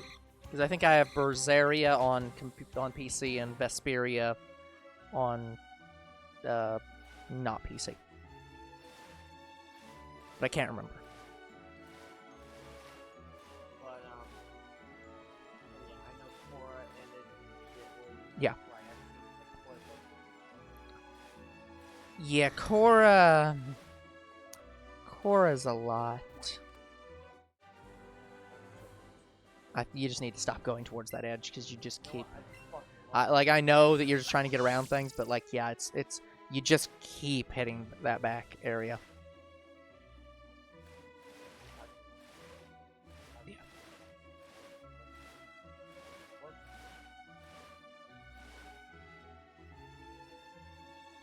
The back wall is lava. But yeah, no, Star... And to be honest, so here's the reason, like, I do have to give here's why I have to give Steven Universe less credit. I have to give Star credit where I can't give Steven Universe. Steven Universe explicitly went in not having a plot. They did not have writers. The show was made for the storyboard artists to do whatever they want. There was no plan. And anyone who tells you otherwise is lying to you. Rebecca Sugar is lying to you. They did not have a plan. Star vs. the Forces of Evil. They went in with a plan. They just had no idea how to end Star vs. the Forces of Evil. That was the main problem. That's why that season did not feel good, where the rest of the show was good. Because the writer admitted he had no clue. Like, the executive producer / head writer admitted they had no clue on how to end it. So they just came up with an ending. Because they're like, we don't know how to end this. This is our last season. We have to end it. So let's just end it some way. So I have to give Star versus the Forces of Evil props, because they understood they needed to end it and just couldn't come up with anything, so they just were like, this is a way to end it. It's not good, but let's just do it. We need to end it. Here's a way to end it. They at least tried. And I will give them the credit that they tried. They were like, we need to end it. Let's try to tell a story that's like, don't be racist. Or something in this ending that is not going to go over well. Let's just do something. So, I honestly can't wait to start writing again that story that we're gonna have. Yeah. Steven Universe with. yeah. Because that's Now what Steven... gonna be a mirrored Yeah. universe. Well, and that's the real problem with Steven Universe, is that Steven Universe never really accepts that he's in any way at fault. And that he is wrong. That's what Bismuth, that's why I say Bismuth was the turning point in the show. Because what Steven needed to do in that episode was accept that his mother was wrong to bubble her, Bismuth, and that Bismuth was right. I put down. Yeah. And it went up. Yep. But yeah, that he needed to accept that Bismuth was right, and he could not accept that Bismuth was right. And that was the big flaw. I don't know if the Joy-Con is a game. I don't understand. I don't know. Couldn't tell you. I wasn't when it was going left like this. I wasn't Yep. holding.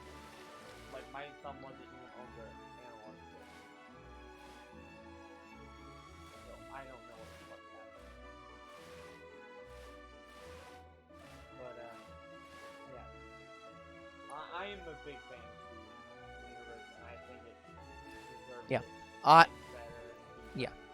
Again, I liked Steven Universe season 1. It was badly drawn, but it was season 1. It was the pilot season, whatever.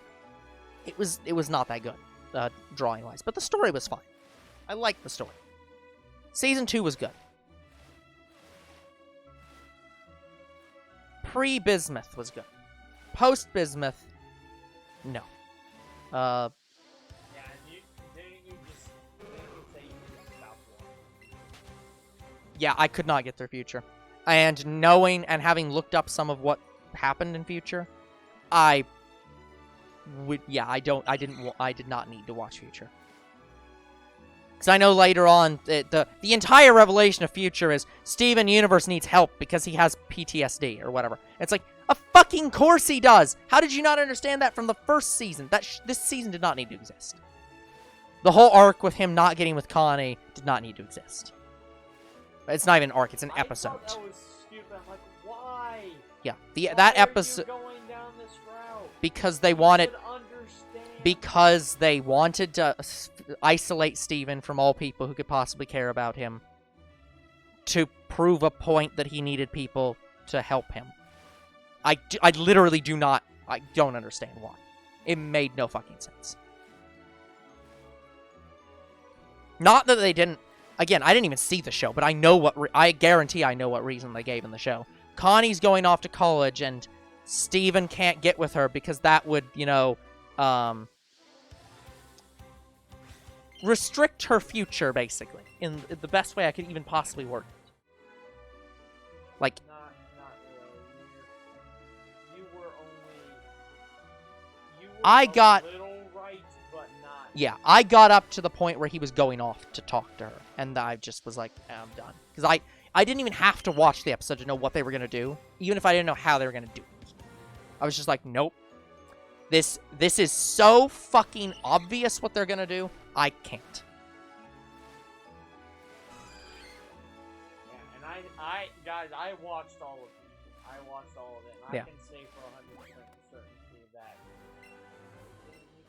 No. Is that the movie? I couldn't get... Yeah, I could not get through the Lars episode. Couldn't get through the Connie episode. And didn't try to get through any other episodes because I just didn't fucking care. I had to stop watching one of the episodes. I think it was the Lars episode. Yeah. Where Steven's trying to Yeah. Well, here's the thing. force Lars to say Yeah. Oh, yeah. I did not even get to that point. I knew that's where they were doing, and I just stopped. That one I paused and then continued the next one. Yeah. I knew that was going to be the plot of that episode before they even got to the point where he talked about that. They just talked about how he was disappointed that they weren't a couple anymore, and I was like, I know what's going to happen here. Nope. Done. Here's the thing, guys. I had to stop a couple episodes in Steven Universe. I could not get through them. I later went back and finished them, but there were a couple times in regular Steven Universe when I had to stop watching the show. Future was no. If I'm stopping in Steven Universe, but still got through it, and Future just ended, I could not continue watching it because it just was not going any good places. Do not watch Steven Universe Future. It's not worth your time. There is no closure that you can get out of it that will be satisfactory. Again, Steven Universe. You want to know the real PTSD? Steven Universe is the real PTSD. All the people who put in time into the first few seasons of Steven Universe, who just continued watching it and continued watching it through all the hiatuses because they just wanted to see how it ended, because they were literally fucking just like, I can't not have an ending to this show. I've put too much time into it. I have to see an ending. That was the PTSD. That right there was the PTSD. We did not need a season of the show talking about it. We'd all lived through it. And that's why, again, Star vs. Force of Evil, I don't like the ending of it. It was a better show. Because at the very least, I didn't have to go through PTSD to get through a show I didn't want to watch anymore.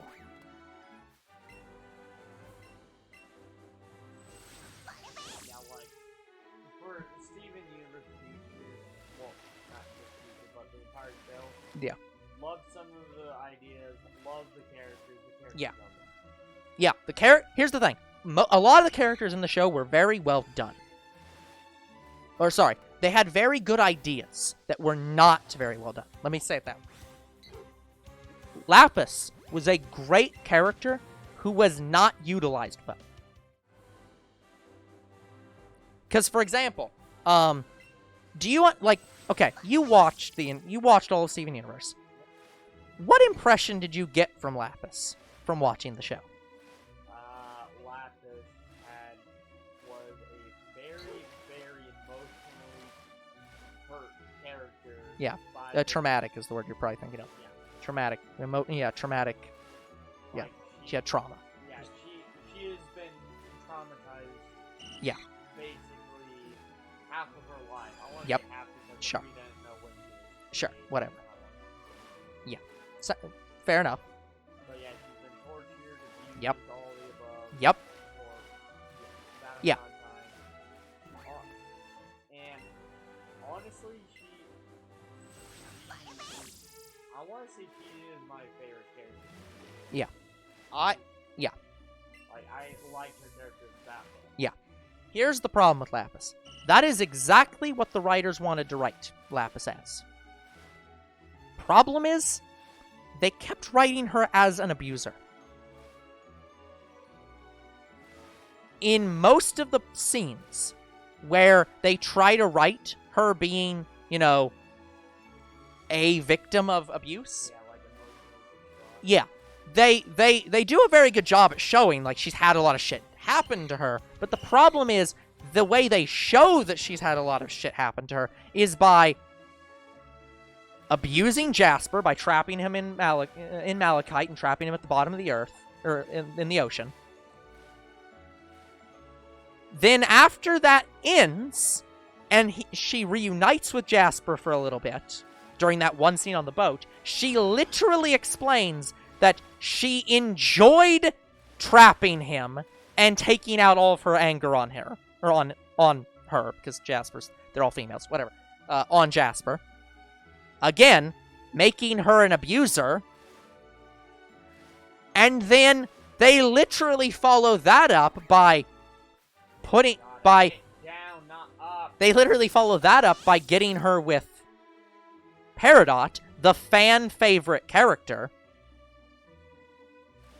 and constantly showing her as being very protective is the wrong word of it. They want to write her as being very protective of Peridot. But all the scenes they show her in, she is like, you know, squeezing Peridot's shoulder very hard in a way that's like physically painful. I never did get on board with the last Peridot just because I didn't think they were that close. Yeah, well, that's the problem. The show writers think they're very close. Oh, and yeah, and the other one being the very big one where she literally steals all of Peridot's belongings and just takes them off into space because the diamonds are coming and she's not having any of that. And so she just doesn't consult Peridot at all. But that one I understand. Yeah. That's the problem, is every single one of these incidents are like, okay, I understand why that's happening. It makes sense. Like, but it's the problem of they just write a character where you have to keep justifying the problem away. Where it's like, she's an abuser because she was abused. She was an abuser because her abusers are coming back. She's an abuser because the world required her to be. And it's like, it doesn't... But at the same time, you've not written enough to make her... You've not written enough victim stuff in here to overcome the abusing stuff you're also putting into the character. And if they'd written her as a victim who turned into an abuser, and they had to basically resolve both problems in a sense. They had to both solve the fact that she was a victim by, you know, getting her used to not being abused anymore, and overcoming her abuse by her acknowledging she is being an abuser and moving past that. Hello, Void. That would be a cool and compelling story. They don't do that, though. They just show her as being kind of abusive towards the fan-favorite character. Also, Lapis' best line in the entire show was... Yeah, it's like, holy shit. Oh, that's cool, Void. What are you doing? Like, the video game, are you actually hunting?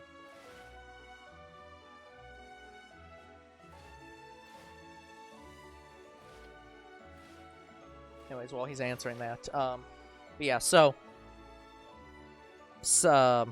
Peridot, objectively the best, like one of the best characters in the show, was written perfectly. Like, I don't think... Rebecca Sugar should be proud of Peridot.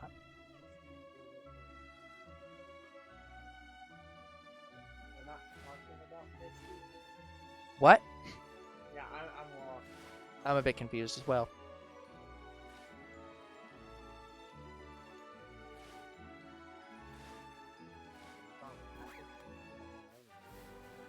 I'm not sure.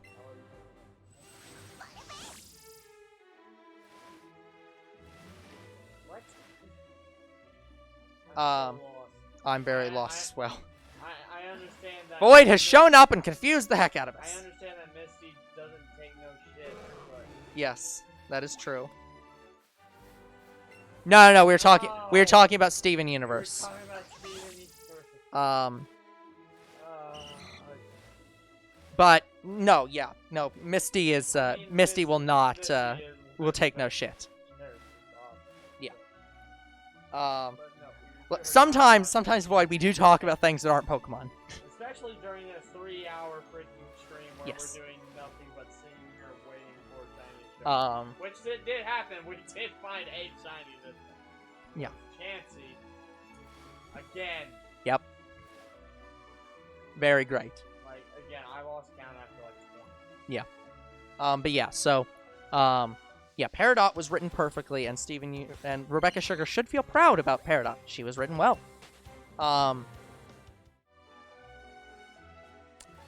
Garnet was a good character until Fusion came up, and she just basically stopped being a character except for Fusion.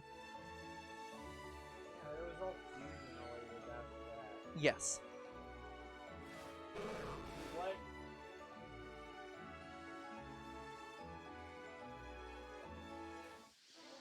Yeah, that does suck, Void. I have definitely lived with dogs who just will not shut up. Yeah, that's, it's not fun. It's just like, yes, I know that there are people in a yard somewhere nearby that you're hearing, or some animal that you're hearing far off and away that you're not happy with, I don't care, shut up. Like, we are not being threatened. Stop yelling.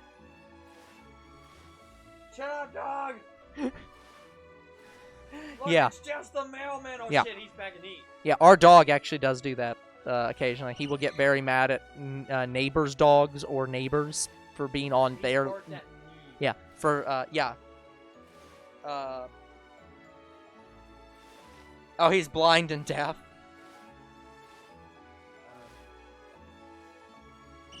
Well, just blind. Okay. Yeah. Yeah, that's fair.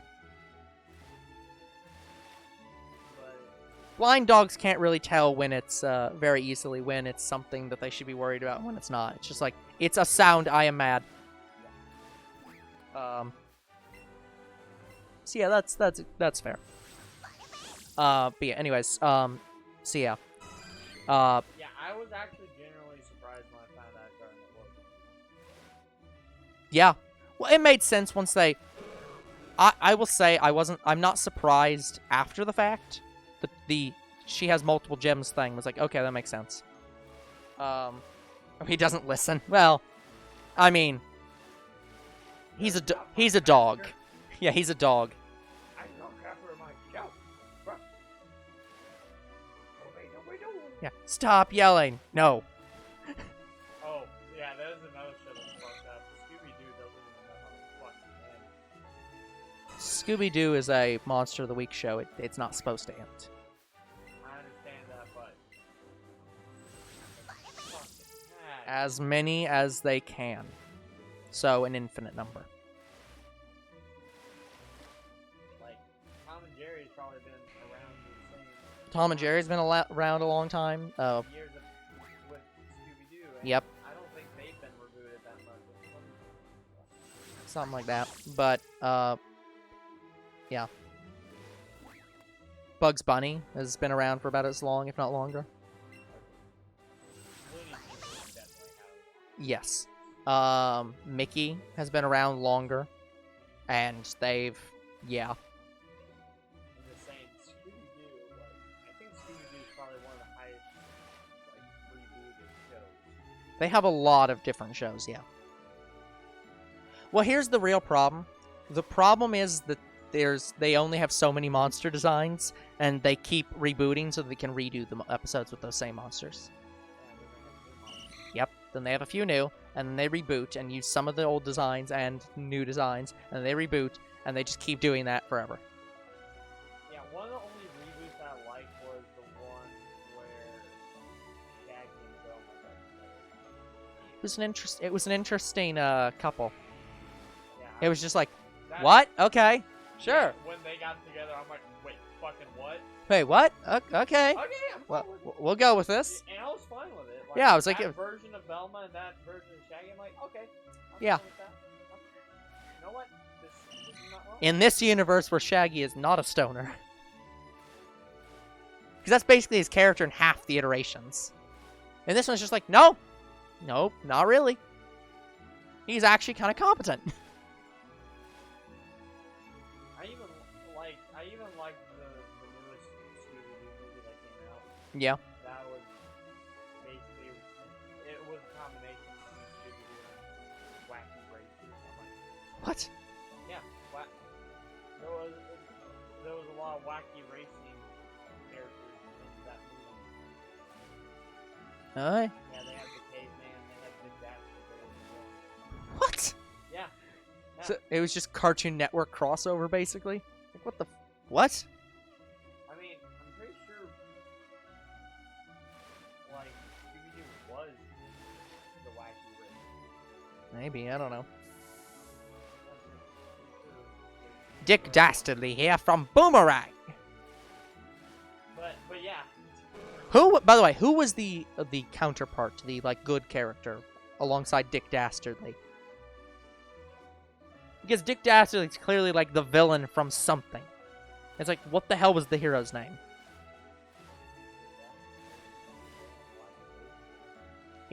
He's not from a show. You just came up with somebody named Dick Dastardly and did nothing with it. Except for just random villain. I'm not 100% certain because all I've known him was from Wacky Races. So, if he has a show, I do not know.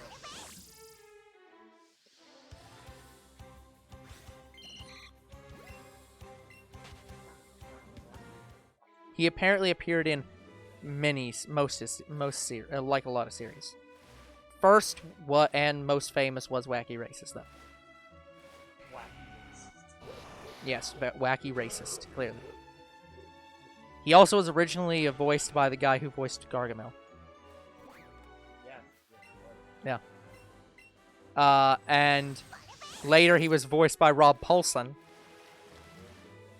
United States, Canada, Mexico, Panama, Haiti, Jamaica, Peru.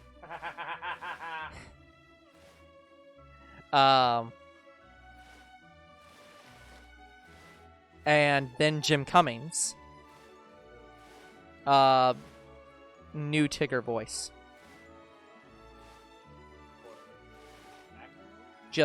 No, apparently Jim Cummings is just, I think, the current voice of Tigger. Yeah.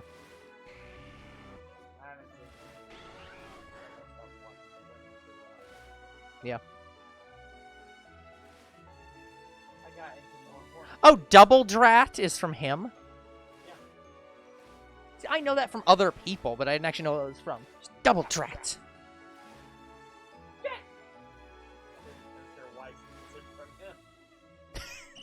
Sure. Yeah. Double Drat. Dastardly and Muttley and their flying machines. I used to be able to do them up with that. Apparently he was later the villain for Yogi Bear. And there he was in Yo-Yogi. He is also... He was in Yo-Yogi. He also was the main antagonist in the Scooby-Doo film, as listed. And in Wacky Races. Which had a reboot. It did? Yep. When? 2017. Yeah, I've only... Dick Dastardly the Third.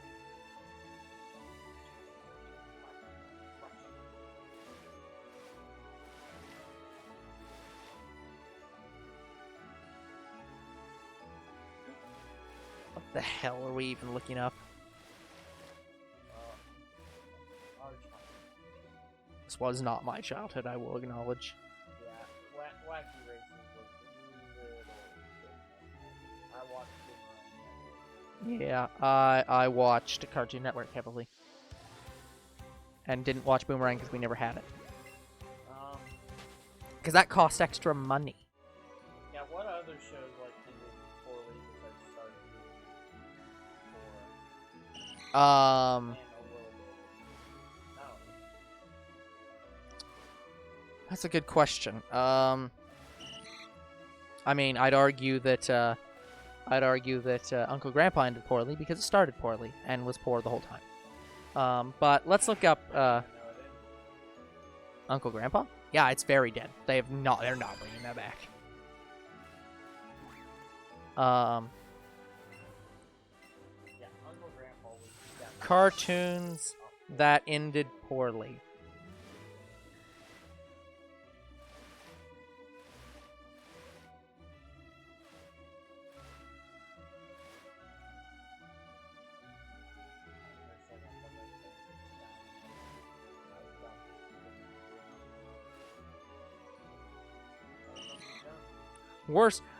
Worst cartoons that ever aired. Hold on.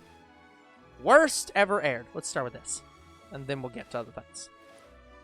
Bucky and Pepito. What? 1950s and 60s cartoon series. Okay. What the fuck? Okay, how about this one? Chop Socky Chooks. Featured a bunch of chickens that had kung fu fighting skills.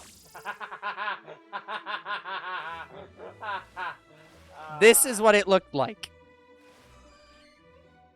Oh wait, yeah, I know that one. Yeah, I've seen that show. I don't remember in the episode, but I remember that one. Apparently, all the characters, all the chickens were racial stereotypes. Disco-styled Afro-wearing chicken, slanty-eyed chicken with glasses, and Fu Manchu mustache. Okay.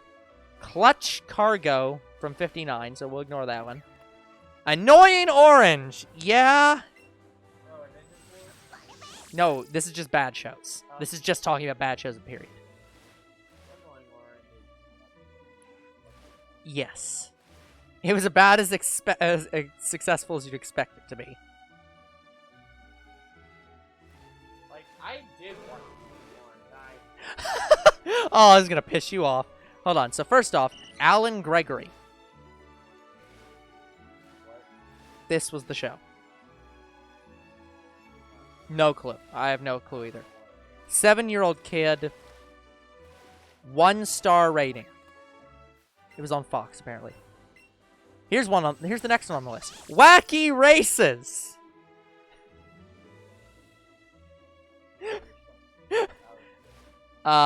This was a production house. This was Hanna-Barbera's attempt to come up with a way to use all the characters that were slowly disappearing in popularity. Premise is great if you're in a boardroom. Races were dull. Characters never really had any sort of dimension. Plot lines were all the same, and the villains weren't really that evil. Okay, I'll admit I don't really know about that description. Somehow a lot of people ended up liking the show back in the day. It was boring. Okay, so this one's not really bad, it's just boring. Secret Mountain Fort Awesome.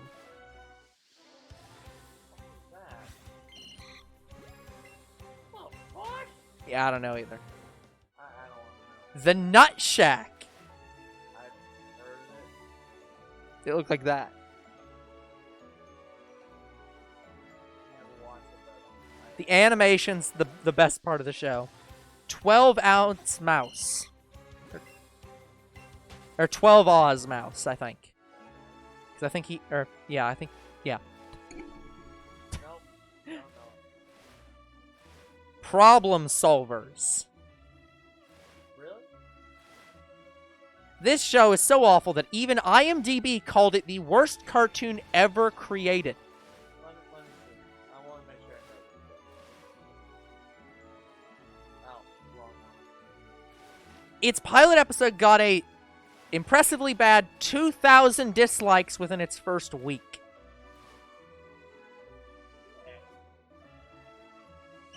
It's hideous. Plots don't make any sense. It's made by an art major. Yeah, it was avant-garde. Avant-garde.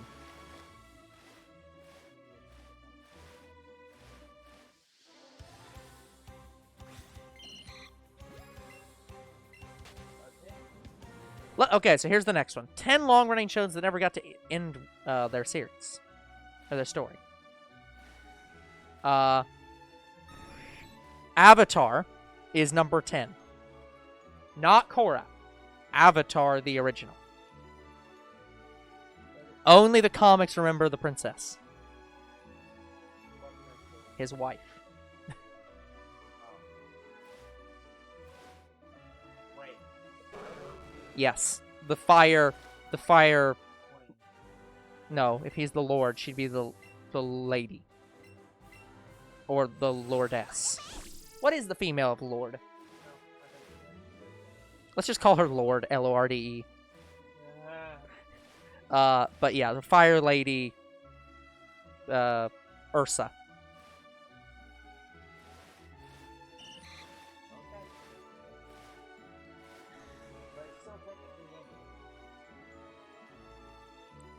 Yeah, but that was the whole plot of Zuko. His entire plot was finding his mother.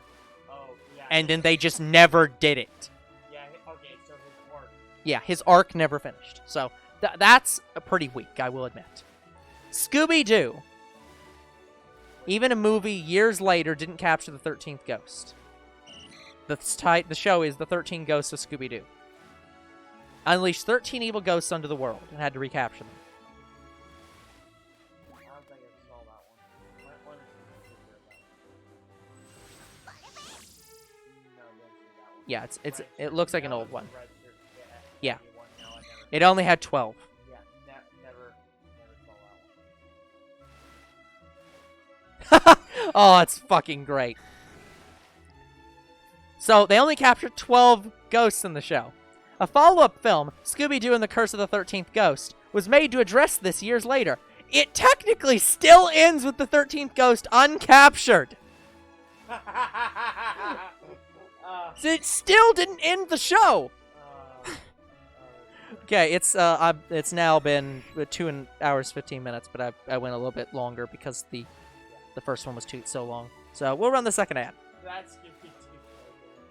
Yeah, probably rebooted that. Codename Kids Next Door, there was going to be a spin-off. Yeah, it was supposed to be galactic spin-off. Yeah, I never saw the Kids Next Door. I stopped watching it.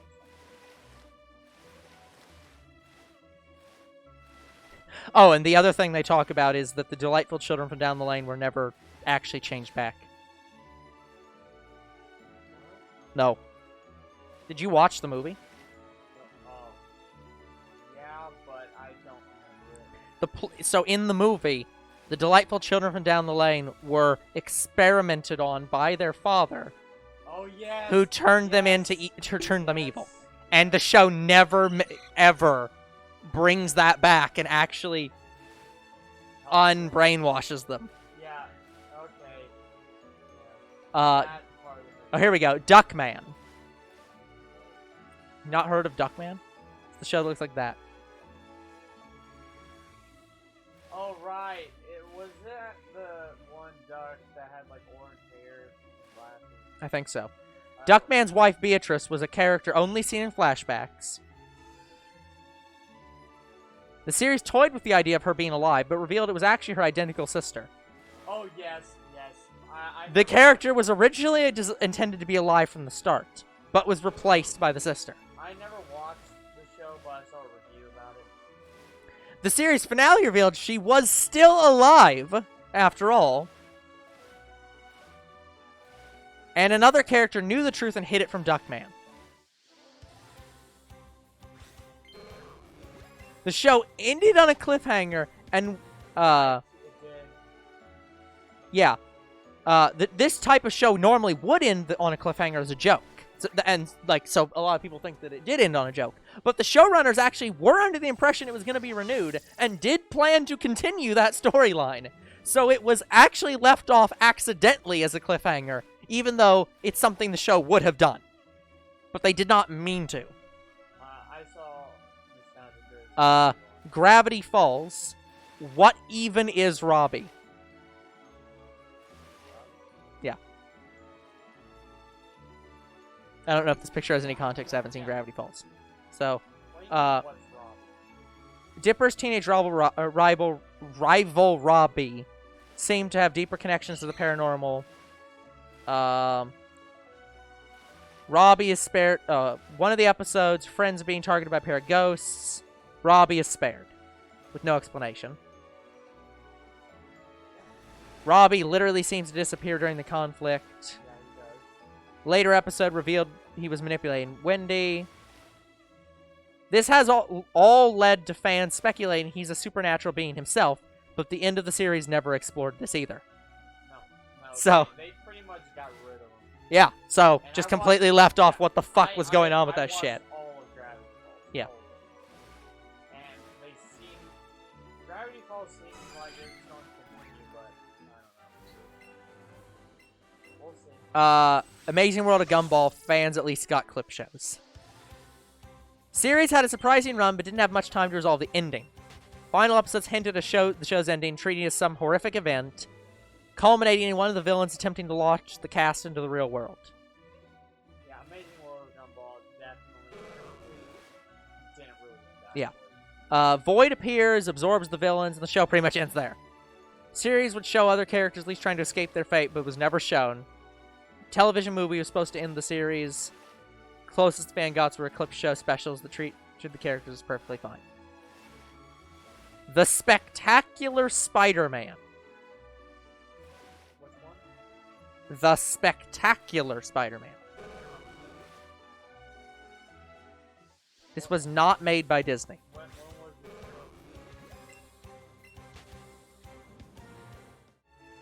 Don't know. These don't say that. Can you show me like I think it's just like art show. Uh, Cover for the show. I want to make sure this is the right one.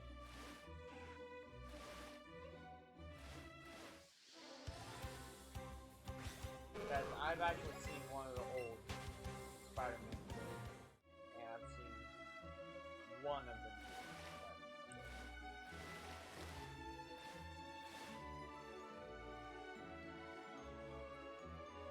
no, I don't want the comics. Oop.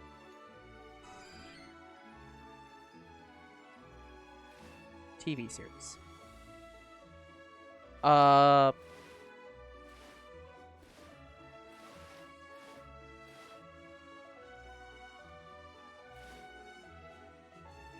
Marvel Comics.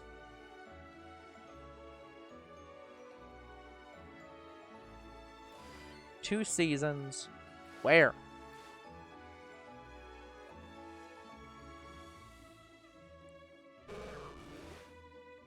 It just says it's a TV show. It does not fucking... What channel was it on?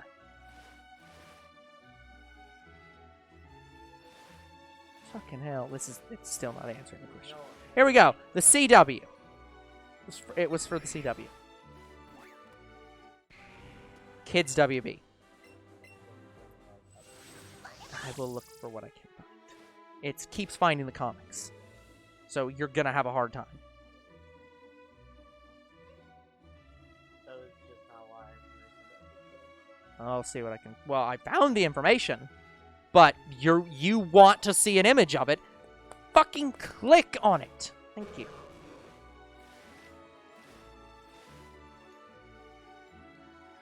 But, Here's a shot of the show. Any better? nah, it's not the one I got. Okay, good. There was a really old Spider-Man show where he had like a whole new suit and he actually Probably, had to yeah. go save JJ. Ultimate Spider-Man. I've seen Ultimate Spider-Man. The one he gets a new suit and he has to go save JJ. Jonah James' son. Mm-hmm. Yeah. And then he gets caught up in that war. Apparently this happens a lot to...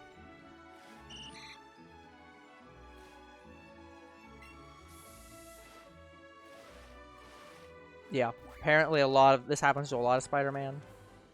Apparently happened in Spider-Man Unlimited and the MTV Spider-Man. And apparently in the MTV Spider-Man, it ended with a character inspired by Gwen Stacy called Indy stuck in a coma. And so that didn't end well either. Teen Titans.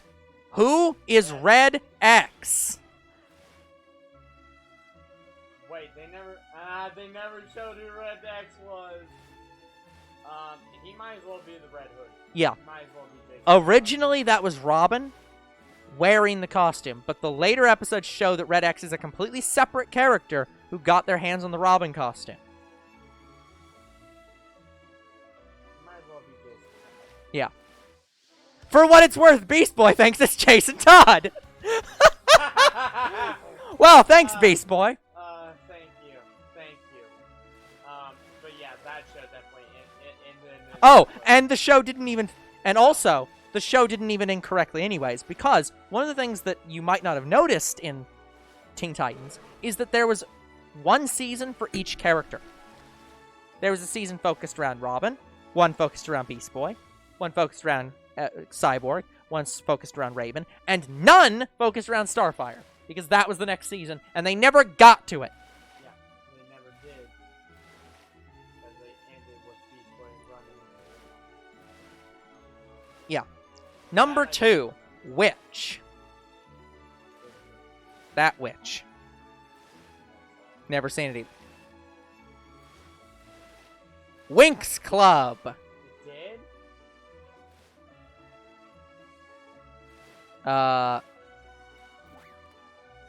So here we go.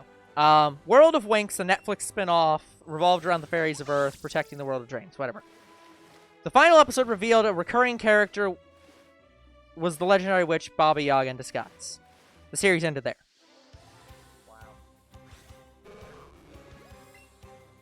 And here's the interesting thing. The original Winx Club actually lasted longer than the spin-off. And it didn't even attempt to resolve that. It was just like, nope, not answering that question. So, who the fuck is this character? They were just done with the show. Yeah. So, those are ones that didn't get a proper ending. Here's, worst cartoons that ever aired. That's the one I just watched, or looked at. Here's ones that were canceled for really weird reasons. Whatever Happened to Robot Jones. This is one of Cartoon's Network's original shows. Yeah. I remember vaguely watching it. Yeah. Is it in there? The cartoon was short-lived since the original creator left. Oh, Hong Kong Fooey. Really evil. Here we go. Chowder. Yes. Did not please its target demographic. No, I remember the final episode. I was iffy about it. Like, I don't even know if I watched the entirety of the last episode. Yeah. Older boys. Yeah, the target was for older kids. Older boys did not like it. Also, Flapjack. Number 18. Misadventures of Flapjack. I basically called. Pee Wee Herman was originally supposed to be the voice for Flapjack. He did not appear on the day of recording.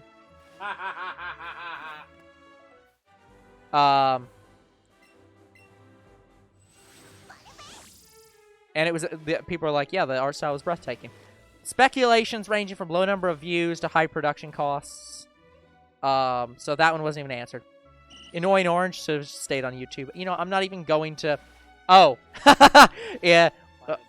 Annoying Orange. You know why it was canceled? Original creator studio shut down. Fucking killed. Have you ever heard of Robotomy?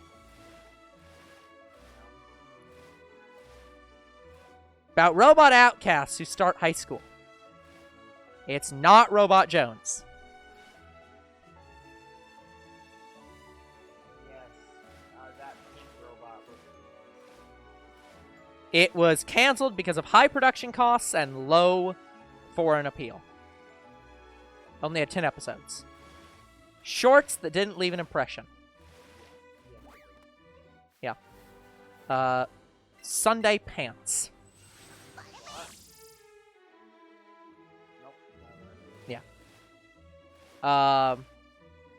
Megas XLR. I have a friend who loves this show. It's a mecha show. Parody of mecha done well. Cancelled due to low ratings. When the reboot wasn't painful. Number 13. Funny how cartoons that appeared on Cartoon Network end up getting canceled only to be rebooted. Ben 10 is definitely one of those shows. Yes. Ben 10 left an impact. Production costs were too high and the show ended. So it got too expensive to make. What happened after that? We got an awful reboot. Tara Strong did reprise her role as Ben 10. Because again, Ben is a girl. Also, yeah, what's the other show that Reboot. Yeah, the reboot should have been canceled instead. Yeah, seriously. Andre 3000. Oh yeah, I remember that. Andre 3000 was sued for stealing ideas from a former art student. Oh, it was? No way. It was also canceled due to budget constraints. That did one. The Life and Times of Juniper Lee.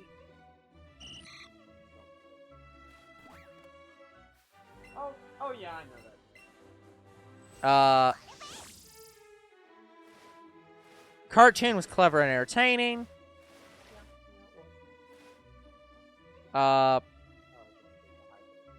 There was no specific reason why. Really? Yep. Huh. Green Lantern, the animated series. Oh, it was. Blame the live-action film. Oh, no. Green Lantern, the animated series, was canceled due to poor toy sales from the live-action movie. Yep. So, because the toys didn't sell, they canceled the TV show that was objectively better and very good because the movie failed. Fuck you, Ryan Reynolds. I mean, even Iron Man was Yeah.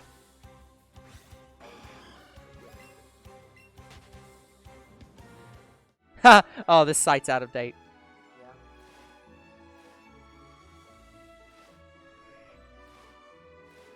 Because isn't Disney making a new season of Clone Wars? Yeah, so Clone Wars is on here. Canceled because Disney got the rights.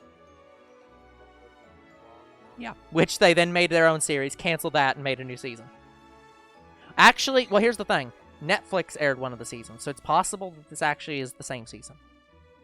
I don't know, though. They're like, should have been what the prequels were.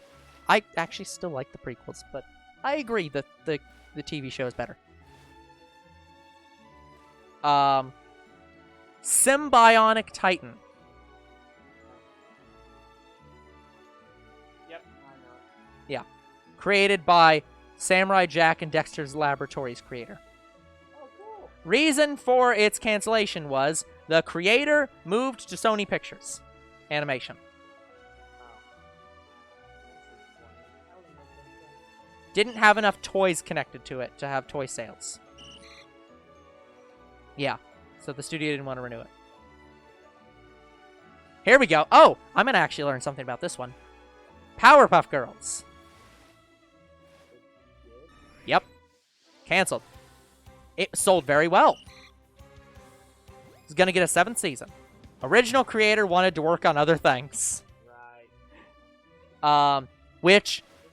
It's very disappointing. And also, please come back, Craig McCracken. I know you want to work on other things, but Powerpuff Girls need you because Cartoon Network is terrible. Please get your series What's back. the new Powerpuff? Which one? The animated one that's really bad, or the one where they literally want them to have sex all the time? Or going to live action? The new one is just memes. It's basically just... So It's Teen Titans Go, but Powerpuff Girls. So, yeah, they had a crossover. Teen Titans Go. Courage the Cowardly Dog. Really? Reasons were yet to be confirmed. So they didn't have a reason. Yeah. The Mask episode? People think it's because it was too scary and because of episodes like The Mask. There's some symbolism between two characters and domestic violence. The fuck are you talking about? Oh, I know this one. I've never seen it, but I know it. Hi, hi, Puffy Yami Yumi. Really? Yeah. Breaking up with Cartoon Network. Oh, right, yeah. Yeah.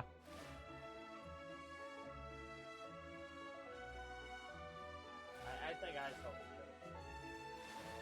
No one knows why to this day. Huh. Oh, and by the way, Hi Hi Puffy Yami Yumi is a band. Yeah. They are real, actual people. Yeah. Everything about the show just disappeared. Disappointing. It was a good show. Yeah, there were even episodes unaired. The show literally just stopped. It didn't even get, ended. It just did not finish. They had episodes done that were ready to air. They just didn't air them. They just stopped.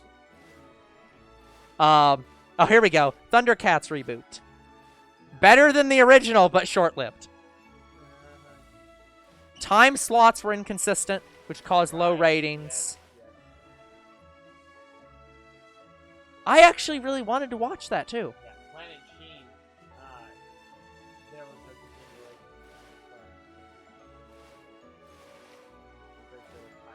Samurai Jack. Cancelled. Then Toonami brought it back to get the final season. I was about to say, I know that. Yeah, now. Like 20 years later. Cancelled for being too violent. Fuck you! Yeah, then they just moved it to Adult Swim 20 years later, and we're like, got it. Fine. Young Justice.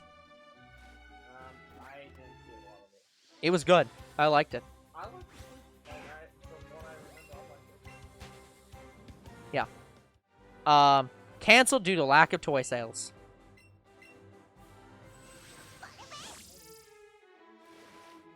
Female viewers were a huge part of the demographic. Executive believes they're to blame due to lack of toys being sold. Fuck off. Speaking of Teen Titans. Teen Titans.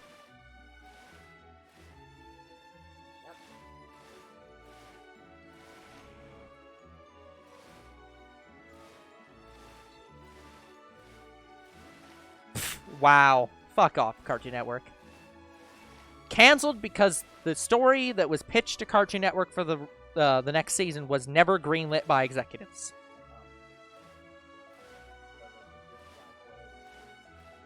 Yeah, so they rushed to finish it and came up with a depressing and sad ending.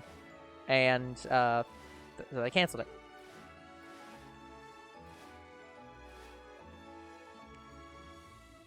So yeah, Teen Titans, to answer your question. Ooh, here's top 10s for the worst shows I've ever made. Worst cartoons ever aired. Ren and Stimpy Adult Party Cartoon.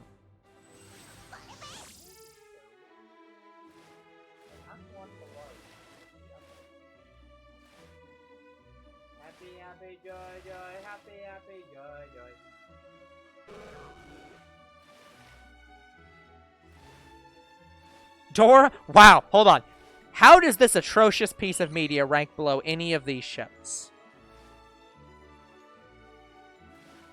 Dora may have zero substance, but I believe there's an argument to be made that even Dora can have its moments. This show does not. It's the most offensive thing I've ever seen. Worse than Family Guy. Wait, Dora? No, this is Ren and Stimpy Adult Party Cartoon.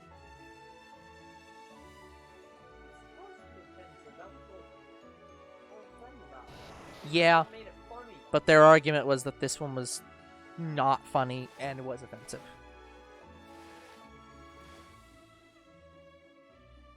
Insult to classic Ren and Stimpy. Worst yeah, Oh, did it have a did Ren and Stimpy have a reboot? probably, but this was not it. Oh, I don't think. okay, classic. Breadwinners. How this show got proposed. We need to put a new cartoon on Nickelodeon. We don't have any ideas. Think of one. Ducks selling bread.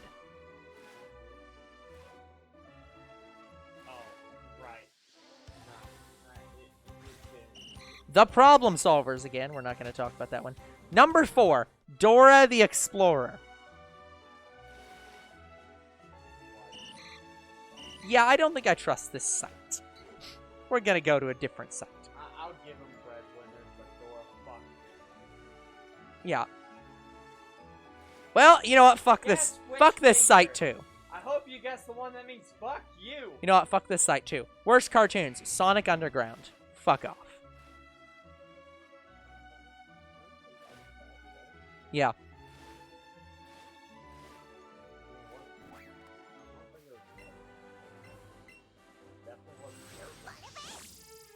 Yeah, where he had a brother and a sister and they were in a band. Yeah, it wasn't the worst show ever. Not even close. How about this one? Top 21 worst cartoons of all time. Tweety Bird. This has to be a parody. Internet villainy. Yeah, this has got to be a joke because it starts with Tweety Bird, Pebbles and Bam Bam, Porky Pig, Pepe Le Pew, this Luigi, Luigi specifically from the Super Mario Bros. Show. Okay, like Pebbles and Bam Bam was. Are these the worst characters? Yes, worst characters. Okay, so they're saying Tweety Bird, number 21. By the way, Pebbles and Bam Bam, Porky Pig. The adult ones or the baby ones? Especially when they grew up, but both of them. Fuck you. Porky Pig, Pepe Le Pew. I don't know too much about He just went after the cat that looked like a skunk, and basically just sexually assaulted her the entire time. Just like would not take no for an answer. Which I can understand. Luigi, fuck off. C-3PO from Droids: The Adventures of R2-D2 and C-3PO. Rubik, the Cube, from Rubik the Amazing Cube. You know what? I think that show just can be on the show. Or on this list. Angelica, Rugrats. Oh. No? Dungeon Master from Dungeons and Dragons. Unicorn from Dungeons and Dragons. David the Gnome from David the Gnome. I don't have a photo of it. I can't tell you. Roadrunner. No. He-Man. This has to be a joke. Lisa Simpson. No. Number 1, Scrappy-Doo. Okay, I understand why that one's... There's some fairness to that. Yeah, no. I liked Scrappy-Doo. I said some. I like 20 some. Cartoon Network shows so bad that fans pretend they don't exist. Okay, let's see about that. Uncle Grandpa, number 20. Yes. Annoying Orange. Yes. Two Stupid Dogs. What? Hold on, let me see that. Oh, fuck you. That was a good show. Don't get us wrong. This zany, short-lived cartoon had its amusing moments. And surprisingly enough, being produced by Hanna-Barbera was decently animated. But the two stars of the show, who were ever so cleverly named The Little Dog and The Big Dog, just come off as annoying and mediocre imitations of that classic Nickelodeon cartoon that came out a few years prior, Ren and Stimpy. So basically their argument is, it's shit because it was just made to be Cartoon Network's Ren and Stimpy. Fair. Problem Solvers. We have talked about it. Secret Mountain Fort Awesome. We've talked about it. The Garfield Show. 3D one? Yes. 2009. My Knight and Me. What? What? What? I don't even know this show. The fuck is this? That show had Okay, this one this can't be real. I don't believe it's a real show. Out of Jimmy's Head. Sounds familiar. It's basically just Who Framed Roger Rabbit, but worse. It's just this. That's the only photo I have for context. Oh, right. Yeah, no, that one was... Powerpuff Girls. The new one. It's well animated, though the overabundance of bright colors makes My Little Pony look bland. Holy fuck!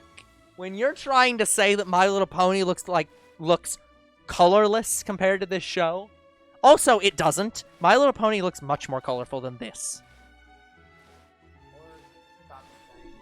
No, My Little Pony has much brighter colors than this shit. The villains are more tame and goofy, and the more epic plots found in the 98 classic often amount to basic schoolgirl happenings. Number 11, Teen Titans. Go. Here's the thing, Teen Titans Go is okay, but it's not as good as Yeah, but the problem is you have to compare it to the original because I know. they are by definition forcing the comparison.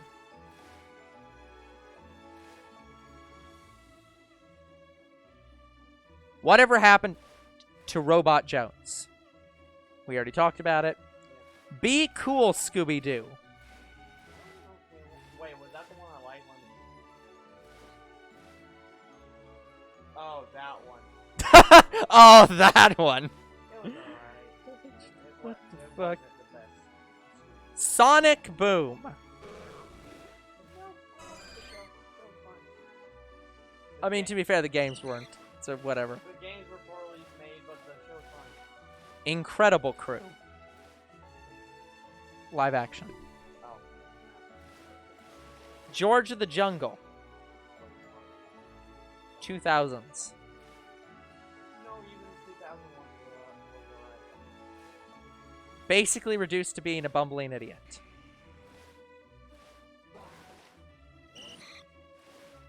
Basically, their complaint is that George of the Jungle was actually a show, and that it's just a reimagining of that actual movie, and just makes him to be an idiot. What's the one show?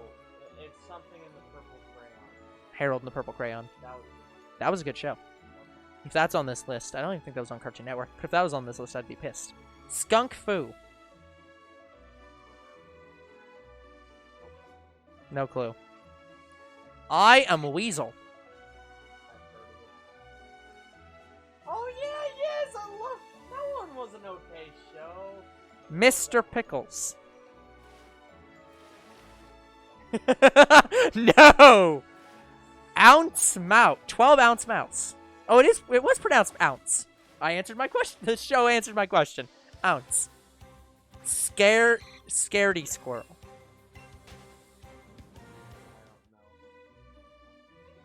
Oh, yeah, I know that show. It was alright. Why are there so many?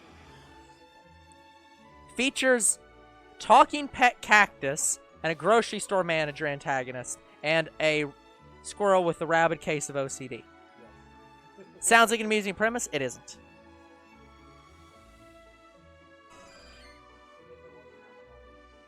Yeah. I don't remember it being funny. I just remember it being a show that I put on when I was little. Yeah. Here we go. Here's the opposite. 10 TV series that ended perfectly. Oh, this is TV series. This is gonna be no cartoons. Friends. Yeah, I'm just continue. Next one's Breaking Bad. Wait, I have not watched a lot of live action. Yeah. Maybe a little bit more live. Maybe we'll just go with cartoons that end too soon. Too soon.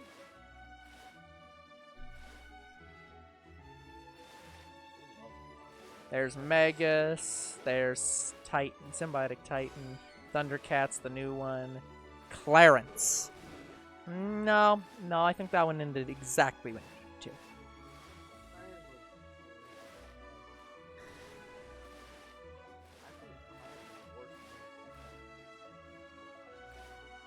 Yeah, that can just go into the same. We can just throw that into the same hole. Oh yeah, Thundercats. Over the Garden Wall. Yeah, it didn't. I don't think it got a second season. It just got 10 episodes. I thought it was still going. Yeah.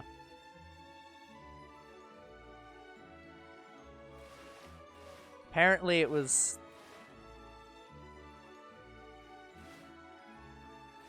Yeah. Apparently, yeah, people really liked it. Marvelous Misadventures of Flapjack.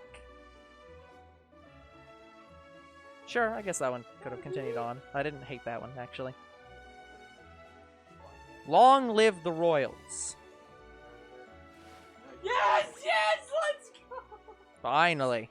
Oh, I'm so happy right now. By the way, we're just not going to continue after this, guys, except to maybe evolve this. We're not going to actually do another hunt because we're too close to the end.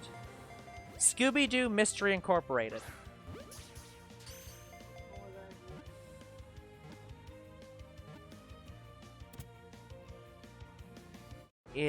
This one.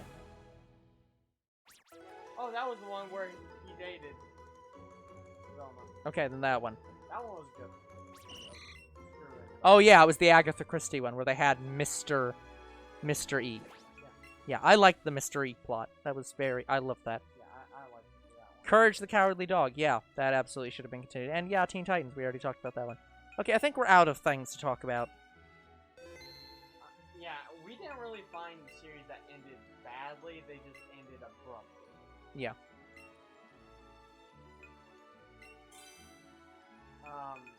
But I can't really think of a lot of shows that ended badly. Like Teen Titans is probably up there, but ended poorly because it just didn't continue for no damn reason. Also, what was this? Not Goldeen. Good question. Let's find that out. How long did we have? Not that long. We have 15 minutes. Okay. I bet it's like level 5 one.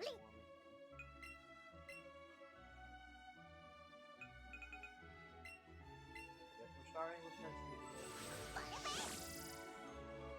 Oh, seeking.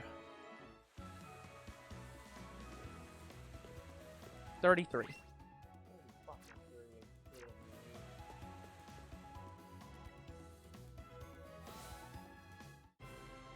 But, I guess Flapjack did end poorly.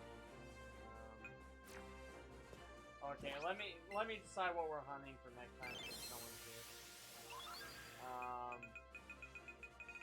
I want it to be like a Star Unit.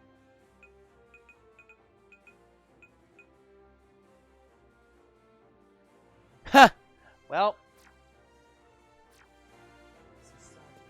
Yep. From what I know, Star Unit is actually one of the easiest to hunt. Yeah. Like for water Pokemon. They didn't air the what?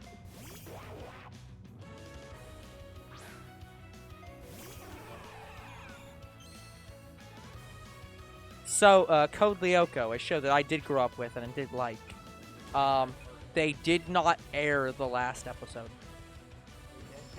No.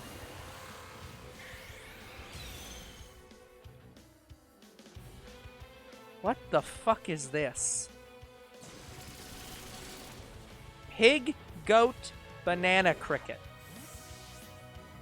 What the fuck is that?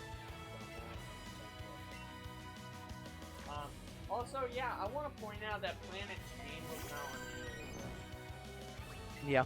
A lot of Nickelodeon stuff. Well, a lot of these were because they were focusing on Cartoon Network, because Cartoon Network is very well known for canceling a lot of their shows and rebooting them.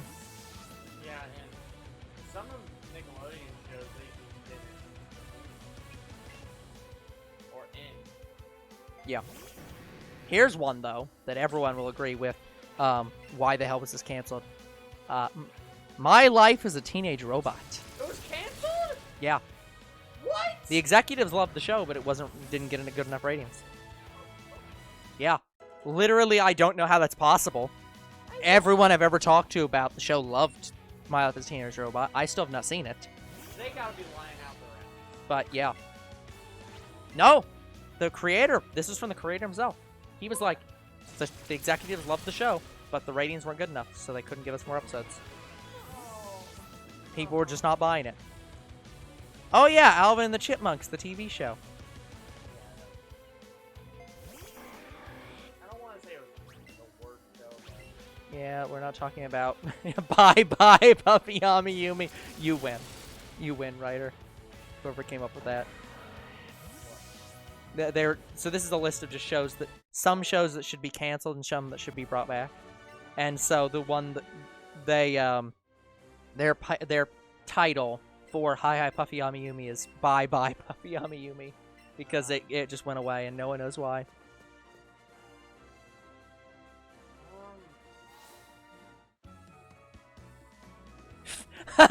Wow. Here's one that's going to be controversial for a show that needs to be canceled. Family Guy. Just let it finally end.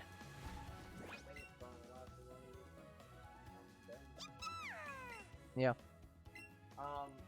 But Oh wow, Young Justice is finally actually coming back. Oh, it is? Yeah. Apparently, there were so many petitions and support, and the voice actors literally saying, "Please do it. Let us do a third season." Netflix, and because Netflix picked it up and it got so high ratings for the show, Cartoon Network is making a season 3, probably for Netflix. Yeah. This is all you need to see about the new Powerpuff Girls to know it was a mistake. Just that, no. To be fair, yeah, people are like, but it didn't have any involvement from Craig McCracken. It's like, yeah, but he didn't want to be. He wanted. No, but that's the thing. I can't blame Craig McCracken. He explicitly said, I don't want to do this show anymore. The problem is, it made them so much money, Cartoon Network said, then we're doing it without you. And so the problem was... No, I think that if he'd gotten involved, it would have done well. Cartoon Network liked him doing it. Like, Cartoon Network did not fire Craig McCracken. They did not have any problems with his writing. Craig McCracken asked to leave because he didn't want to do the show anymore. It was exclusively, he was tired of making the show. So, I'm sure if Craig McCracken stepped out of the shadows and said, I want to make the Powerpuff Girls and I want to do it well, Cartoon Network would pay him an infinite amount of money to just be like, please, make the show. Please. They probably want him there. It's just, he doesn't want to be involved. They made it bad to try to convince him to come back and make it again. Wow. Cartoon Network 40 chessing this shit. But yeah, I grew up with a lot of Nickelodeon shows, and definitely one that ended. Yeah. Was fairly Yeah. And it also had interesting storylines that some of them never went anywhere. Yeah. Like, for I think it was the season before the last season, he got with a girl that I like the character for. I'm like, yes, if Timmy Turner freaking married any girl from the show, it would be this one. Yep. They only had her for 2 episodes. Yep. And never brought her back. Nope. And he got with her. Nope. They never said he broke up with her. They never said... They just silently retconned it. She just silently went away. Same with Trixie Tang. Yep. Trixie Tang, basically after the 3rd season, never came back until the last season, where she was in the background. She was just made a background character. But I thought the whole point of... Okay, I don't remember a lot of Fairly Odd Parents. I thought the whole point of that character was that they brought her in explicitly to have more... Like, to have more fairies. Yeah, which one was the one they did that for? I remember they did that. I just can't remember who it was. I remember they brought in a female character at one point because of... Okay, that was Chloe. Okay. Yeah, I just couldn't remember which one. Don't get me wrong. I like Chloe, too. Yeah, I just... Really like Again, I have not seen much of Fairly Odd Parents. I just remember they did that. I had a likable female character that Timmy got with, and it just freaking annoys the hell out of me that the show just pretty much got rid of it. Yep, completely gone. Like, I want to say those episodes never fucking happened. Uh-huh. Ever. Yeah. And it disappoints me because I thought I liked her more than Chloe, to be honest, but I still like Chloe. Yeah. And it seems like, and also here's the other thing, the show seems like they were going to go somewhere with Timmy and Chloe being a thing. I'm guessing what happened was that the fans didn't watch those episodes. Like, the vast majority of people just were not interested in her. And so they just were like, we're just gonna retcon her. Even though, like, she was, I want to say she was one of the only female characters that wasn't a dick to Timmy. Yeah. Blue just does not fit in this room. Why didn't they change the fucking Yeah, the room just looks like this. There's an old man, like, the screen in the background blue. Yeah, like the scene just literally looks like Giovanni's supposed to be standing there with a bottle of wine in his hands, or like a glass of wine in his hands. Like, Yes, Bond, you have. I see that you have made it. Petting his Persian. Like, it literally looks like a fucking Bond villain that works you're here. trying to be the next James Bond. You couldn't even be Jason Bourne, let alone Bond. You're more like Bond. Gold Bond. But yeah, like No. Yeah, I don't get it. It's just like, this does not fit Blue at all. Sorry, Gary. Whatever the fuck this guy's name is. It doesn't matter. Yeah. They're the same person. But, I don't give a shit what the lore says or what anyone else says. Blue is Gary. Yellow is Ash. Red is not Ash. yeah, the other show that definitely should have been used by my opinion was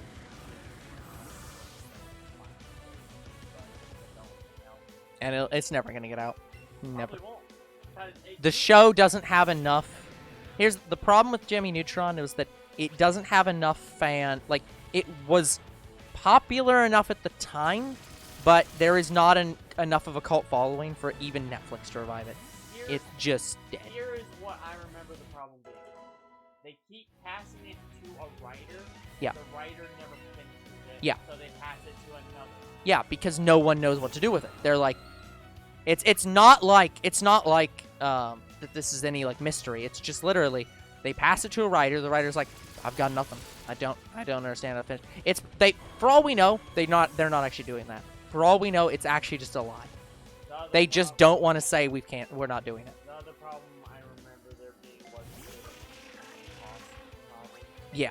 One of the Yeah. It. shows. Yeah. The problem is they probably have to completely redesign it. They might as well just reboot the whole show if they're gonna do that. Yeah, I was gonna say. They're at the point where it'd be more worth it to reboot the show and 3D animate it with Toon Boom Harmony to look more like an MLP kind of 3D effect than to try to even go that I they're think the fucked. reboot would be good. Yeah. If they rebooted Disney, But again, there isn't enough. That's Nickelodeon. Yeah. I don't think they'll really reboot their show. Yeah. Oh, the other problem is that again, there isn't enough fan appeal. Jimmy Neutron was just not a big enough show, and it's not looked back enough with enough fan, like it's not a big enough cult following anymore for them to even want to. Teenage Robot. Yeah. My Life as a Teenage Robot is absolutely a show that I would see Nickelodeon pulling out of the Great. out of the grave to revive. Of course, they then have to make her an adult, and then they'd be talking about having her fuck all the time. Yeah, I haven't seen all of Danny Phantom, but I don't know. when I hear it hasn't. Obviously, the next show we should watch for the for anime is Teen Titans, because that's an anime, right, guys? That'd fuck people. No, it's not. It's inspired by anime, but it is a cartoon. Again, I'd like to know more, so they would definitely help us. Again, if we do shows, we are absolutely gonna have to do a separate channel for TV shows and anime. We just don't have the slots for it. We don't have the time to do it. We don't have the time to. We do not have the time to do it and do all the editing. So we would have to have an editor, Yeah, we have to have it. and we don't. And putting them all on this channel would cause so many uploads that it would be Well, I wanna say insane. eventually all of our reviews will move to that. probably. This would okay. Actually, talking future of the channel, if anything like that ever happened, yes, this would be the gaming channel. We would make a different channel for movies, TV shows, and reviews. What we do, just save the playlist for that, Probably. instead of like uploading videos to it. We'll just save Yeah. it. It'd be interesting if we could. What I wish that on YouTube you could do is private your channel, like have a private channel. Because what I would do then is I would just private the channel, upload all the videos, and then just public the channel. So that all the videos would already have been on YouTube. And no one would get sub-feed notifications for them. Because that's the problem with re-uploading videos to YouTube and like editing them in post. Is that like for streams, we have to re-upload the stream, which means that people get a subscription message for it. Yeah, guys, for those And it who appears in don't know, sub we're feeds. trying to get rid of the unlisted disclaimers. Yeah, so we're merging some videos together where we can, but we have to re-upload them, and re-uploading them means that, you know, we have to deal with that shit.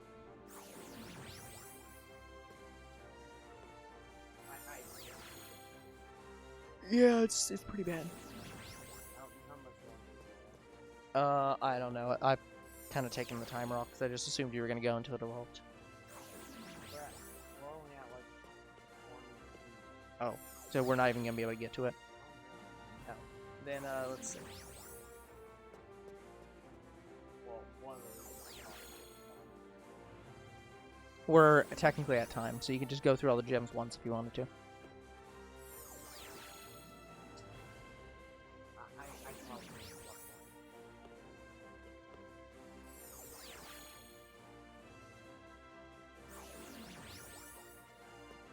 I thought it was always the right side. Like, I thought it was, like, top right most... Like, if you just kept going top right or something.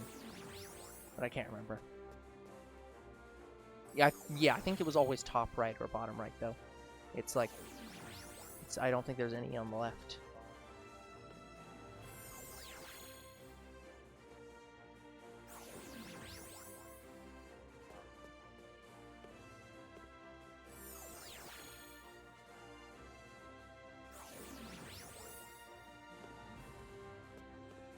There's no other right. That takes us back here. Well, that's just gonna take you back there. Oh, you're saying this one's top left. Gotcha. I see what you're saying. Okay. Yep, there it is. So they're all top right, they're bottom right, and then that one's top left. Alright, I'll do this one. Gotcha. Sounds good. Like, we'd have to get to level 25. Yeah.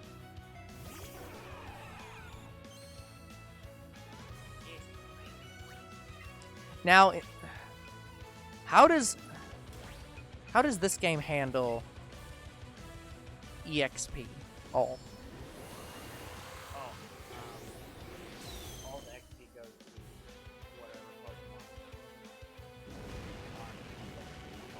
That's what I was gonna say was, so depending on which game you're playing, they have different ways the EXP all works. Like in the first game, it's the first Pokemon gets 50%, and the other 50% is split between the other Pokemon.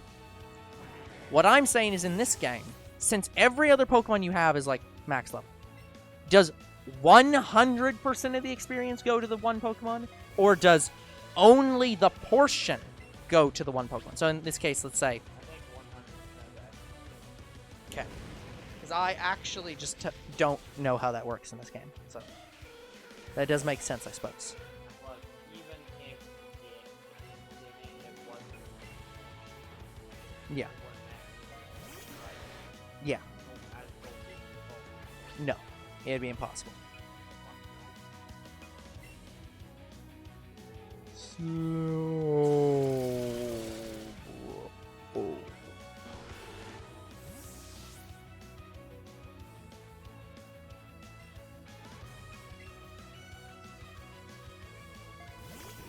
Alakazam. What happens if I save here and come back next Friday? Battle Thursday. That's like, can I battle Thursday? I don't know. Do you think after?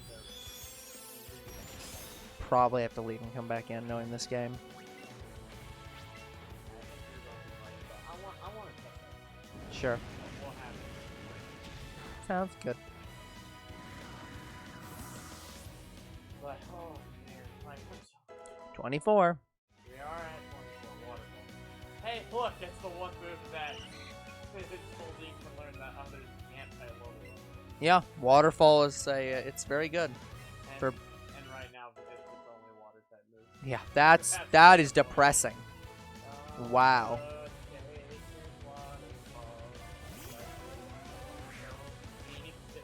In which case you should teach it. It's a pretty good water type move, and you know you want it. Just put it in your Poke slot. You're going away. Wait. This version of Hypnosis. Oh wait. Put you. Wait, Hypnosis. What did you think it was? I was thinking sleep powder. Oh no. Well, I mean, Hypnosis and Sleep Powder are basically the same thing. Sleep powder takes a couple turns before you fall. No, that's Yawn. Oh, okay. Yes, you're thinking of Yawn. That's so. Didn't they get rid of sleep powder? I think they got rid of one of them, but I can't remember. They should. I think they should get rid of a lot of the moves that are the exact same move. Like, that are just different variants of the same status move.